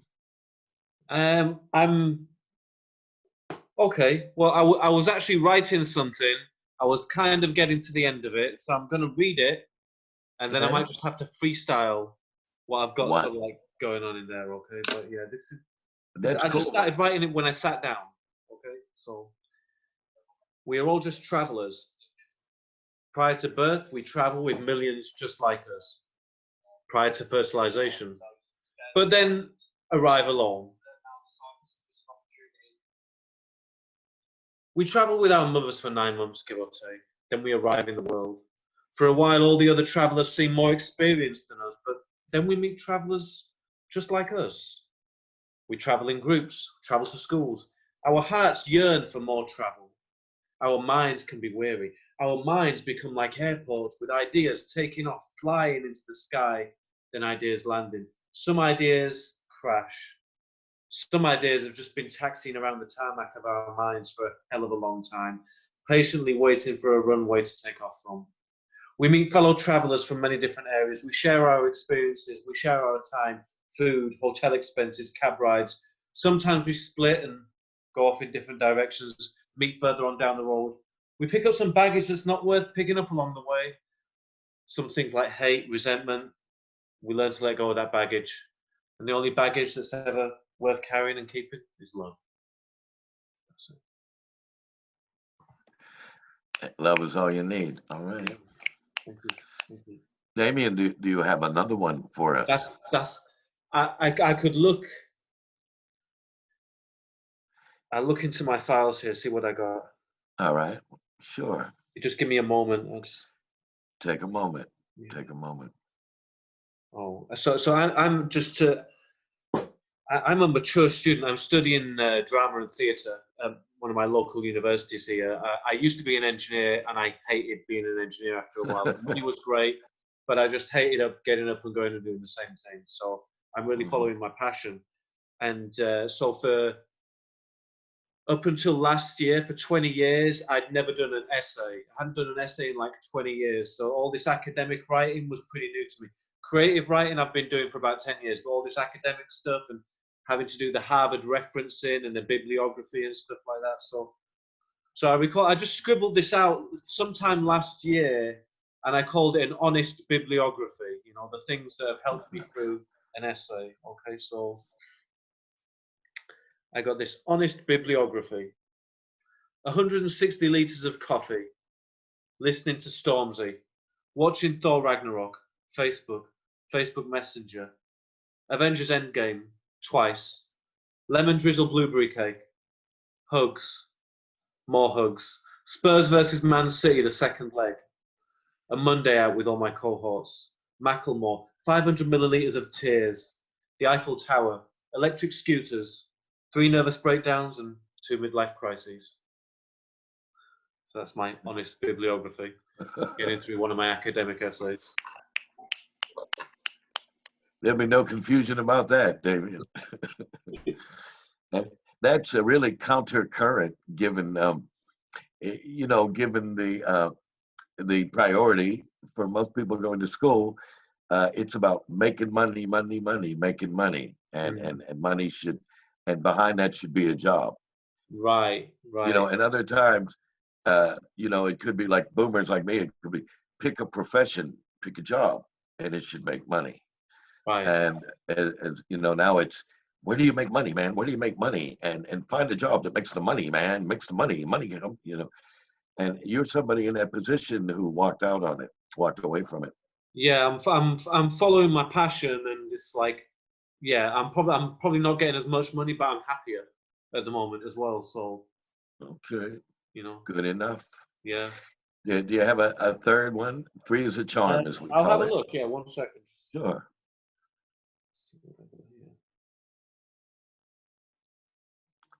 Yeah, I know these are quite short. The money doesn't make the man makes the money. That's it. No.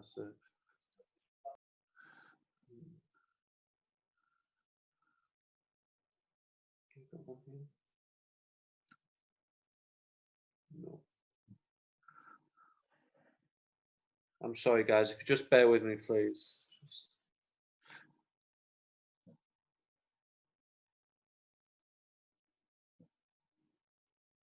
Also, my wife would like to read one, if that's okay. It would be okay. We're going to give Damien his third poem, and then we invite your wife, you say? Yes. What's her name? I'm Francesca. Hi, Francesca. Welcome. Could I read something of I wrote like a speech in a script for climate change. Okay. Could I read that? Is it somewhere between the Gettysburg Address and? So it's performative. So it was written for a character, and it was based on climate change. All right, go with it. And it's called "What If You Can't Stop It?" Okay. So climate change is real, but what if you can't stop it? What if all the plastic bottles, metal cans, preservation, recycling, and all other efforts to reduce the carbon footprint of the planet does not stop the inevitable? It only delays it. The inevitable being that one day the Earth will be uninhabitable. It won't happen for generations, thousands, maybe millions of years, but it will happen. There is a mindset focused on individual changes, and sometimes the consumer can be made to feel that the planet will die, not because of the ignorance of multinational conglomerate manufacturing and all the environmental wreckage that comes with that, but because that one time you went to the movies and finished your popcorn, but you put the box in the landfill trash can as opposed to the recycling. That's why. It's not the billionaires who have a massive influence over international governments. No, it's not them. Remember that time you forgot to put the recycling out and then just put it in the normal trash? Yeah, that's why the planet's dying. Of course, that is one mindset. Then there is another mindset focused on the corporations fueled by greed who have a large responsibility. Is capitalism like society's butler, as in it was the butler all along? So what needs to change? What can change? What can change in our lifetime? Because we can write a bunch of stuff as a blueprint and guide for future generations. We've had books for thousands of years that point to humankind's part in its downfall. On the opposing side, what can we preserve? What is okay in our cultures? our attitudes, our businesses, our schools? What's something that exists and that works well within the human race that we need a hell of a lot more of? How do we proliferate that? How are you going to proliferate that? I like that a lot. Thank you. Thank you. Yeah. Wow. Okay, thank you, Damien. And we're going to go into a second round, so feel free to stay around. And for those of you who read less than 3 times, like Dalila down there in Algiers, you know, and Sarah in Berlin, and Sarah's man in Berlin, you know, and Claire here in Paris, take a look at coming back in the second round. We want to hear more from you. And right now, I'd like to then invite someone who has not read for us before. And you are Francesca. You are in Yes. Toronto? No, we're in US. I'm from Sri Lanka, Yes. and tomorrow is the 11th anniversary of a government massacre of the Tamil people. So, Of the Tamil people. yes. So, my poem is it touches on that, even though I don't directly reference it. The floor is yours. Thank you. The hollow men arise, and one by one file silently past their memories. Bones of straw, they bend at the waist, searching for each spent day in sticks and twigs that they hold aloft to the moon. Hallelujah, hallelujah, they cry, raising blind eyes to the sky. We are paper men, with the moon running through us. They dance in a circle, luminous men like paper chains. We are free, they chant, their eyes transparent like water. Free from this wheel of life, for it broke us on its spokes. It broke us on its illusions of joy. So that's it. Thank you very much. Thank you so much. In all due respect, thank you very much. This is a very inspiring group with people from all over the world. Okay. And yes, we're aware that the Tamil people, many Tamils came here in Paris after the war. Yes. In fact, I'm writing a book, and part of it is based on the narratives of the people in Paris, the Tamils in Paris. They formed the core of my book. Okay, very, very good. And Mo, do you know if the politicians there in Paris, were they especially accepting of the people that came from there? Was that one reason? Well, my experience, and you know, I didn't track it like a sociologist, you know. My experience is, one, I love the food. Okay. My second experience is that these Tamil people came to Paris, and it seemed virtually overnight. They were in restaurant and other businesses, you know, just a very industrious people, like so many immigrant groups simply are, and so were they. And so we remember up near Belleville and Menilmontant, all of a sudden, all these Tamil people arrived as restaurateurs and barbers and laborers, and that I can tell you about. And I can tell you, and I can tell you that in conversation with them, and that I did have some conversation because, you know, many of them, their second language was English. Okay. I asked them as best I could, as prudently as I could, how they were feeling today. And interestingly enough, they spoke about, they reduced their talk about the war and the agony and the suffering. It was very, very minimal, almost non-existent. And they did not, as a as a national minority and a racial minority. They told me, we do not come here to play the role of victims in France. They said, we are very, very clear that we wish to survive in France and prosper and just fit in. And I remember they were saying that they said, we do not want to stand out as victims. And that was something that they had forwarded. Really wanted to say that right away. And they just seem to be nice people with, I'm sorry to say it sounds, but great food. I'm an anthropologist, so I work with the communities. Like when Habib was talking about reading his poem, that also resonated with me a lot. Oh, yeah, we've heard from you from Sri Lanka, from the Tamil Nation, and we heard from Habib from the Berber Nation or the Amazigh, and we heard from this brother from Tibet. And, yes, beautiful. And it certainly seems this is not the most kindly world. And we heard about, our brother from Yorkshire about, the climate. We're living in a world that's not always so kindly in many, many places. And thank goodness for poetry and song and dance. So, okay. Yeah. Okay, so again, we've heard from everybody. We've heard from everybody but Prince. I'm here, Mo. Oh, okay. All right, Mo. Are you here now, Prince?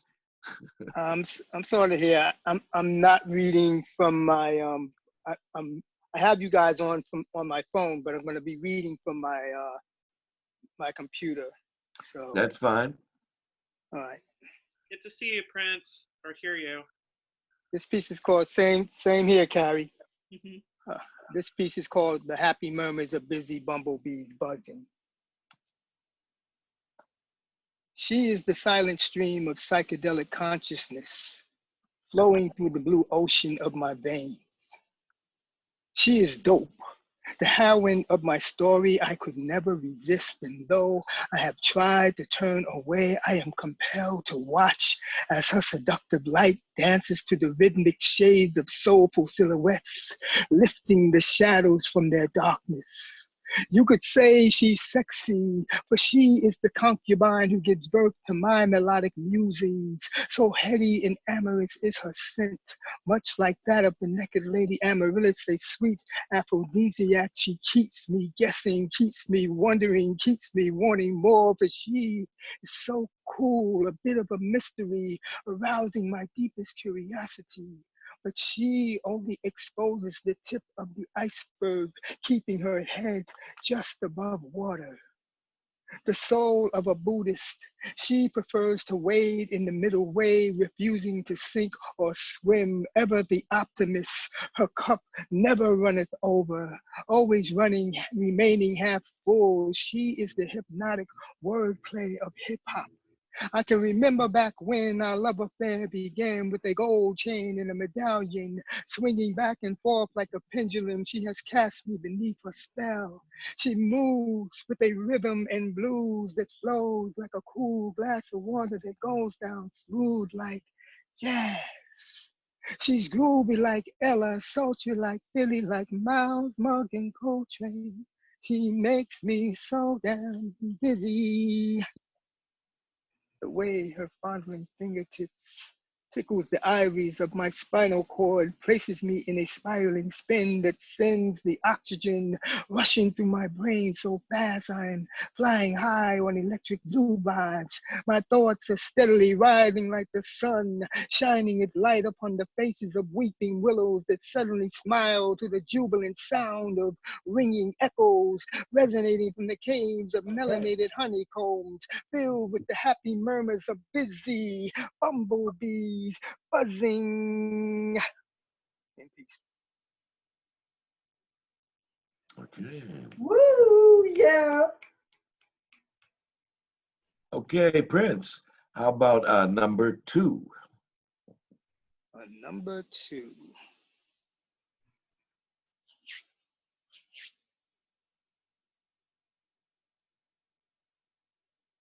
I watched you as you slowly pushed your way through the temperament of your storm. I have watched you struggle. I've watched you fall and crumble to the ground. I cringed at the sound of your psyche splattering into 1,000 pieces. I could hear the rawness of your pain blaring like a trumpet against the echoes of your anxiety, its breath reeking of shame, of fear and insecurity. It taunted you with an ever persistent mantra, a looping voice that said, "You're not good enough. You're not smart enough. You're not pretty enough. You're not strong enough." But I don't believe it, and nor should you. For I have watched you fall and crumble to the ground. I cringed at the sound of your psyche splattering into 1,000 pieces, succumbing to the will of your fears. And I have watched you rise as you gathered those shattered pieces, putting yourself together again. You turned the corner by turning a deaf ear to those whispering shadows. It may not have been pretty, but I have watched you in complete awe and amazement as you faced your storms head on, tackling life's most difficult maze filled with obstacles that swallowed you whole in waves of blue ocean, forcing you to sink or swim. Despite all your fears, you've managed to swim those waves. It may not have been pretty. In fact, it was quite painful to watch you struggle, to watch you grow through those heavy bouts of pain, fear, and uncertainty. You turned a deaf ear to your anxiety at every corner, at every turn, until you could no longer hear its whispers, until your pulse stopped racing, until you were able to breathe easy again. I still remember that summer day in Brooklyn. I watched you return victorious like a warrior from battle, slowly making your way down Fifth Avenue. You were tired, bruised, and battered, your back hunched over, your spirit quite sunken. You gone through the fire, yet you remained unbroken. I wish you could have seen your victory that day. I wish I could have given you a hero's welcome, a victory parade down Fifth Avenue with a marching band marching, horns blaring, drummers strumming, people cheering amidst falling confetti. For just when you thought you were defeated, your courage kicked in. Conquering your fear, you pushed through your darkness, reached for the stars, grabbing victory by its tail. You remind me of a cocooned caterpillar who has transcended its pain and discovered its wings. But now, my dear friend, you are a beautiful butterfly, flying. Thank you. Okay. And we ask, do you have three's a charm? I'm gonna pass. I'm gonna pass on that. Give it to somebody else. Okay. Well, all right. Well, you're welcome to come back in the second round, as we do. And everyone is welcome to come back in the second round, as Thank you, we Mo. do. You're welcome, friends. Thank you. Thank everybody so far. This has been one hell of a, can we give each other, can everybody thank everybody or what? Come on. Woo-hoo! Yeah. There is no spare change in this Zoom room tonight. There are no half pints. Okay, so what I'd like to do is take a minute. I'd like to pee, frankly. I'm at that age, I gotta pee. And that ain't poetry. Right. And we could have a little chatting going on here, and then in a minute, in a quick 2 minutes, come back and start the next round. And as I say, everyone is invited into the second round. So I'm going to take my little pee leave.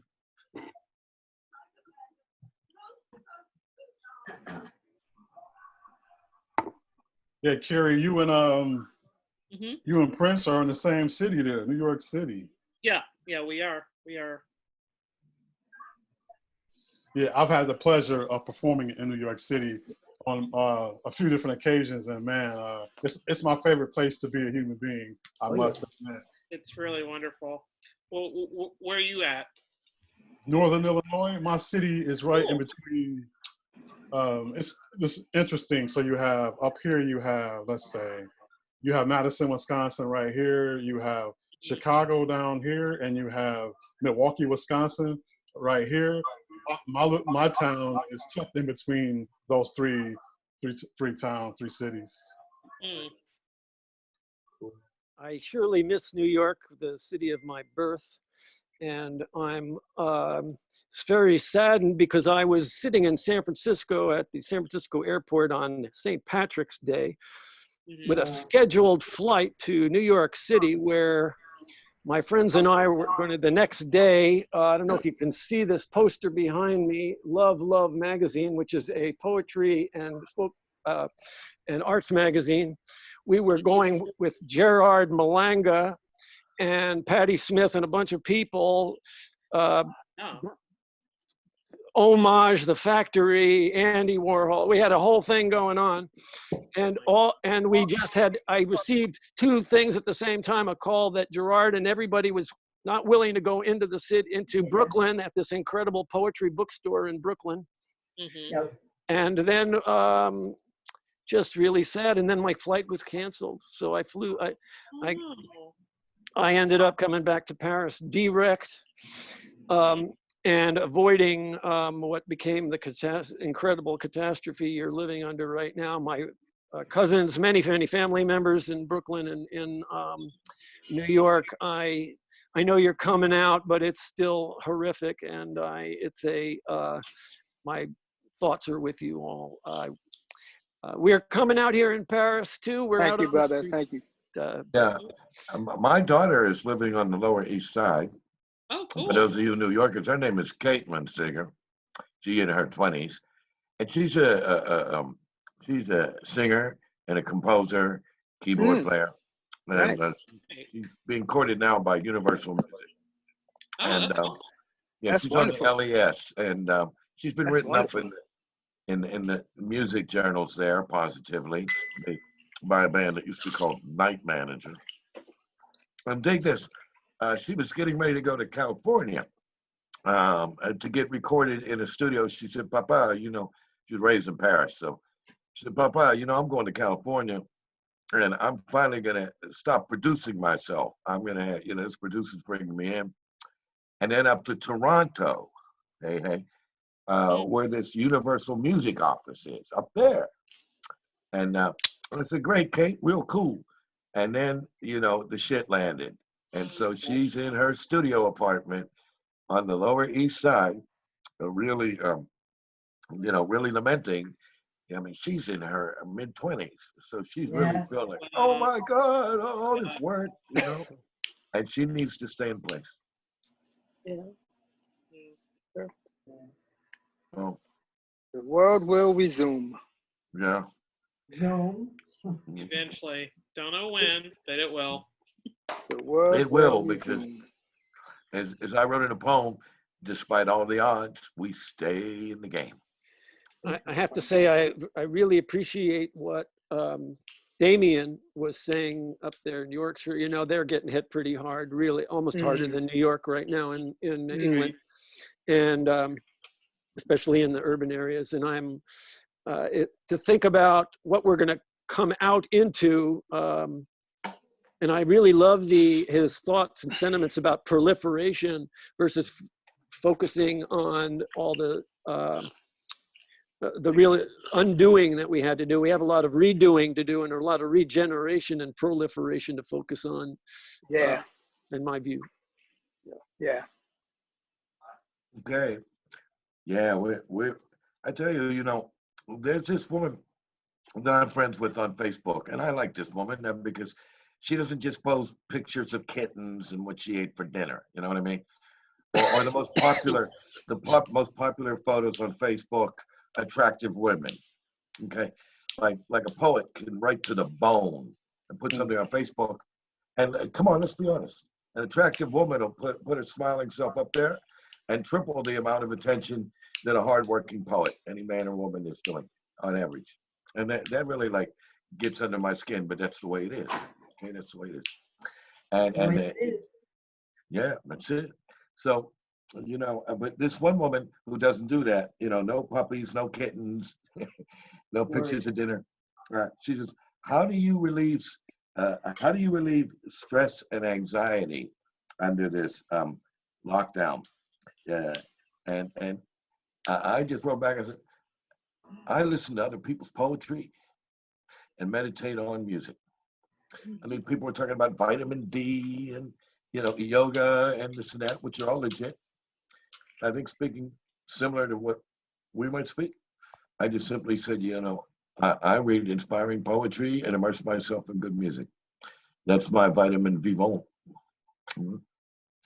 I think, people are so caught up into, the vitamin C and all that stuff, which is great. That's all for the body. But we somewhat neglect our souls.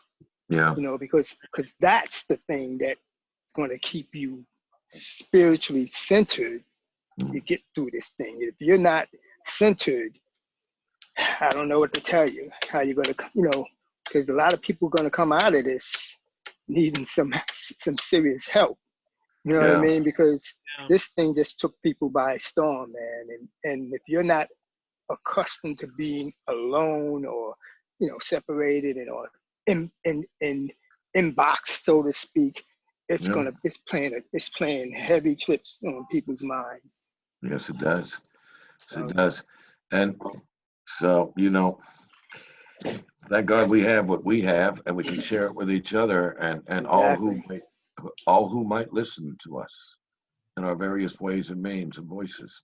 Exactly. And it just takes one person, I mean, if one person hears you and you inspire one person, that's the way I feel. If one person is inspired by one word, one syllable, you've done your job. You've done your job as a poet, because we're here to change, change the world one person at a time, one word at a time. And people ask, probably every one of us, what does it take to be a writer? How can I be a writer? And I just simply say, you write. If you write, you're a writer. If you paint, you're a painter. If you sing, you're a singer. And whether or not you're recognized or this or that or celebrated is down the line. But people, how do I be a writer? Do you write? Yes, you're a writer. You mean, how do you be a published writer? How do you be a Pulitzer writer? That could be another story. But I like to remind people, if you write, you're a writer. Yeah. Let's get off the ranking, get down to the basics. Just tell your truth. And speaking of things, I want to shout out to Poets Wear Prada, to Roxanne Hoffman and Jack Cooper and Gary, Jack, and others. Hear my name? I said Jack. Jack. Jack. Yes. Who loves you, baby? Hello. And so I wanted to give a shout out because recently, over the last week or so, Roxanne and Jack's Rainbow Project has been publishing 3 or 4 of us on this screen and other good people. Yes. And also want to get poetry. Excellent. Yeah. And I want to give a shout out to another ally who can't be on screen because she's a editor and an online publisher who has a debilitating condition, physically unable to participate in any readings, and she produces day and night. And her name is Jamie Deeds, Deedes, and her thing is called She does the Poet by Day, the Bardo Group, Arts and Humanities, and she's published me and others. And I want to give her a shout out because, as I say, she has a very degenerative condition, doesn't prevent her from publishing people, and she publishes from all over the planet. You know, from Asia, from Africa, from Sri Lanka, and places like that. So there was my endorsements for a couple really good people that put us out there beyond our own lonesome selves. Okay. So, okay. We've had some big, so Dalila Zagar. Hey there, Dalila. Do you have something to contribute to us? You were our first presenter tonight.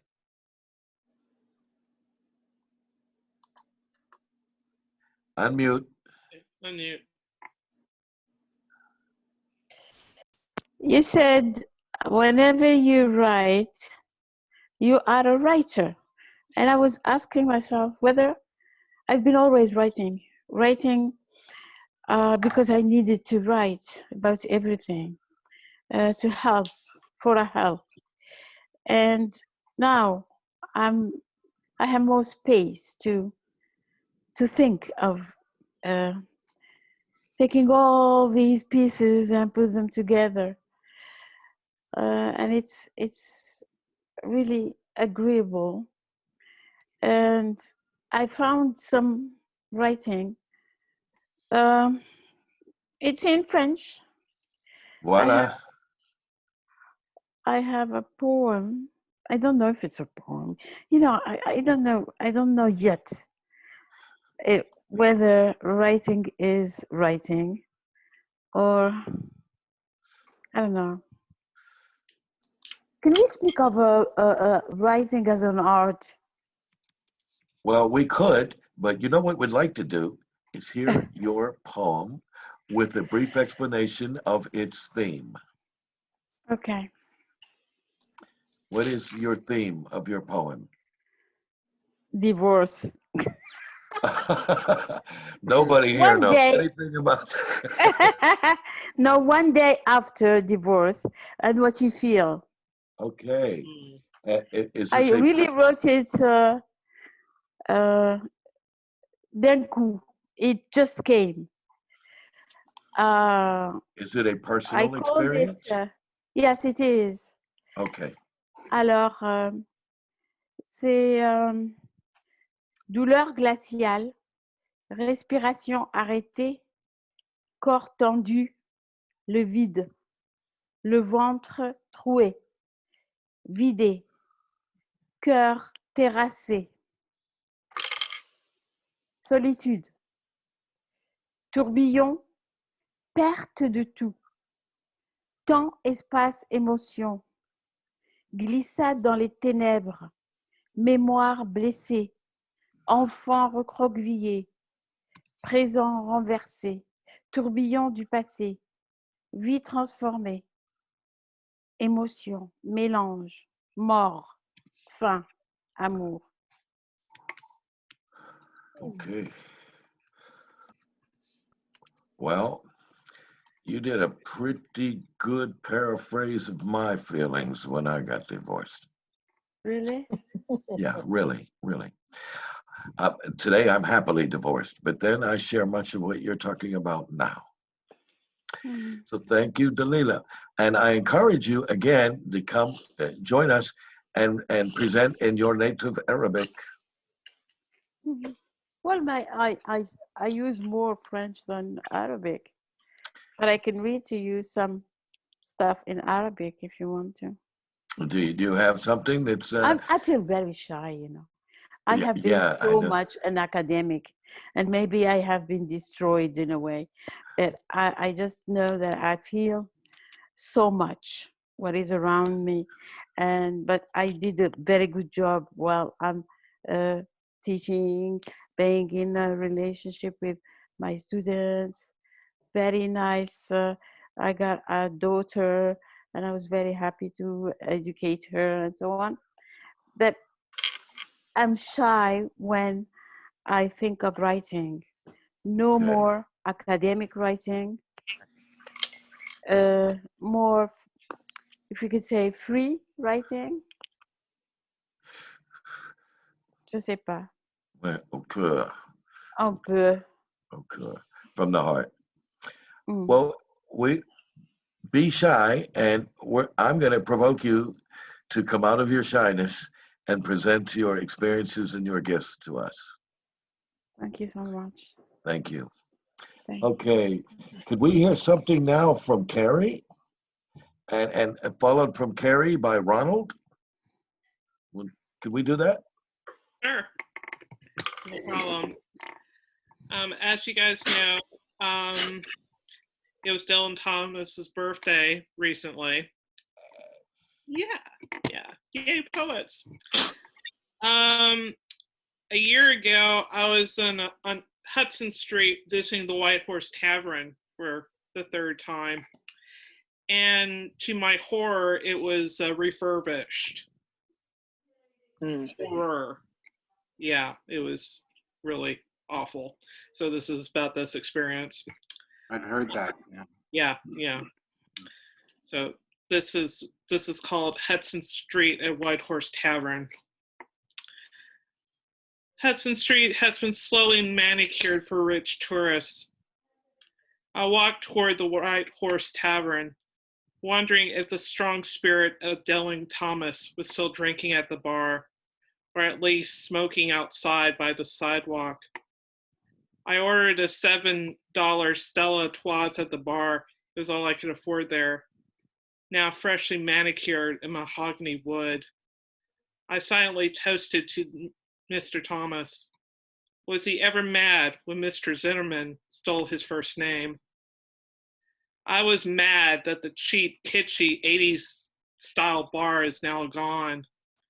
A happy, boozy-addled memory with its cheap, greasy burgers. The bar patrons are now comfortably settled into their late 20s. Visions of Dylan Thomas were everywhere in the back rooms. Was he there waiting? I doubt it. The cheap places are steadily disappearing.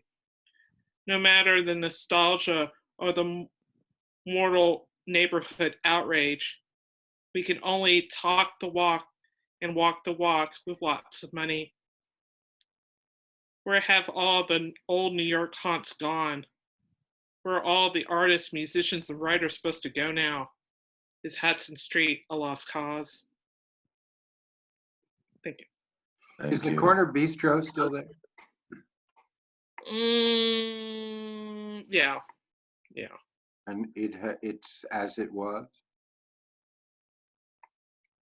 Maybe. I haven't been it. I mean, the clientele has changed, but Yeah. Well, the White Horse has fallen like North Beach, San Francisco, where the Beats hung out in a bar called Vesuvio's, has been a singles bar for years. And while they have photos of Kerouac and Ferlinghetti and Burroughs on there, barely anybody gives any thought to the Beat generation. It's a singles bar. So what we do is we go across the street to a unpretentious bar called Specs. Specs on Grant Street on North Beach. And that's where we hang out. And Vesuvio's was taken over long ago, like the White Horse. So right. Sad to say. Yeah. Okay. Ronald, I was going to ask everyone if they wanted to do two. I'm sorry. Carrie, would you like to do a second? I'm sorry. Oh, no problem. Hold on 1 second. Let's see. What can I do?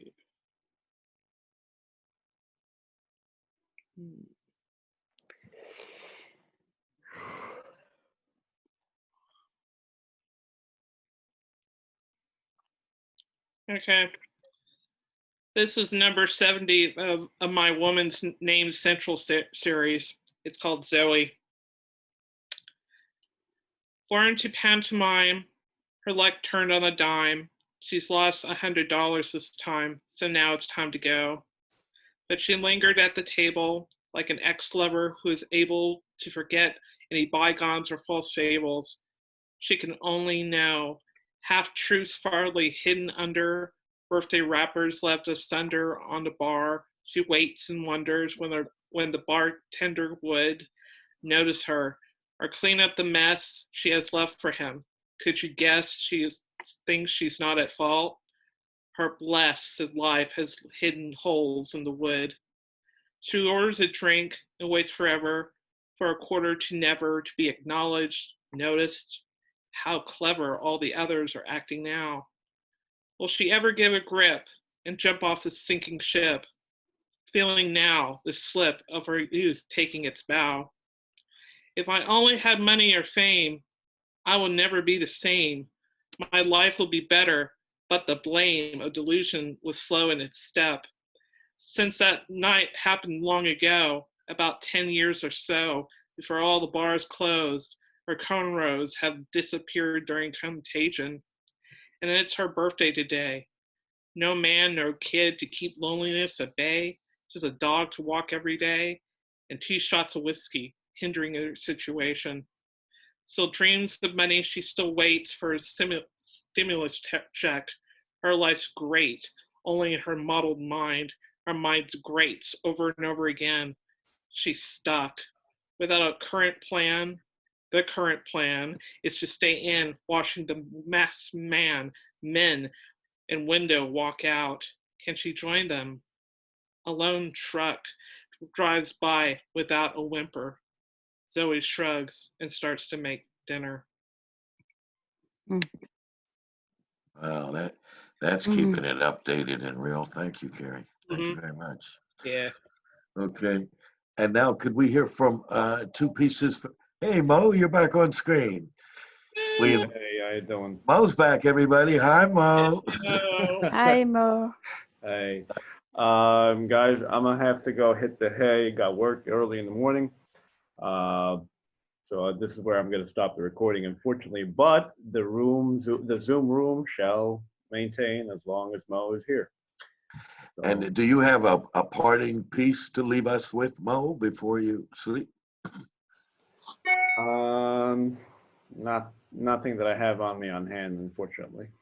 Okay, well, that's our loss. Hey, Okay, man. well, It would've sleep been an well, honor. Mo, and thank you so much again for co-teching this, for being our tech man behind this Zoom. Thanks, Mo. Thanks, Mo. Thank you very much. Thank you. Okay. Thank you, Mo. Thank you, guys. Let me make you host, Mo Seeger. Okay, you are now host.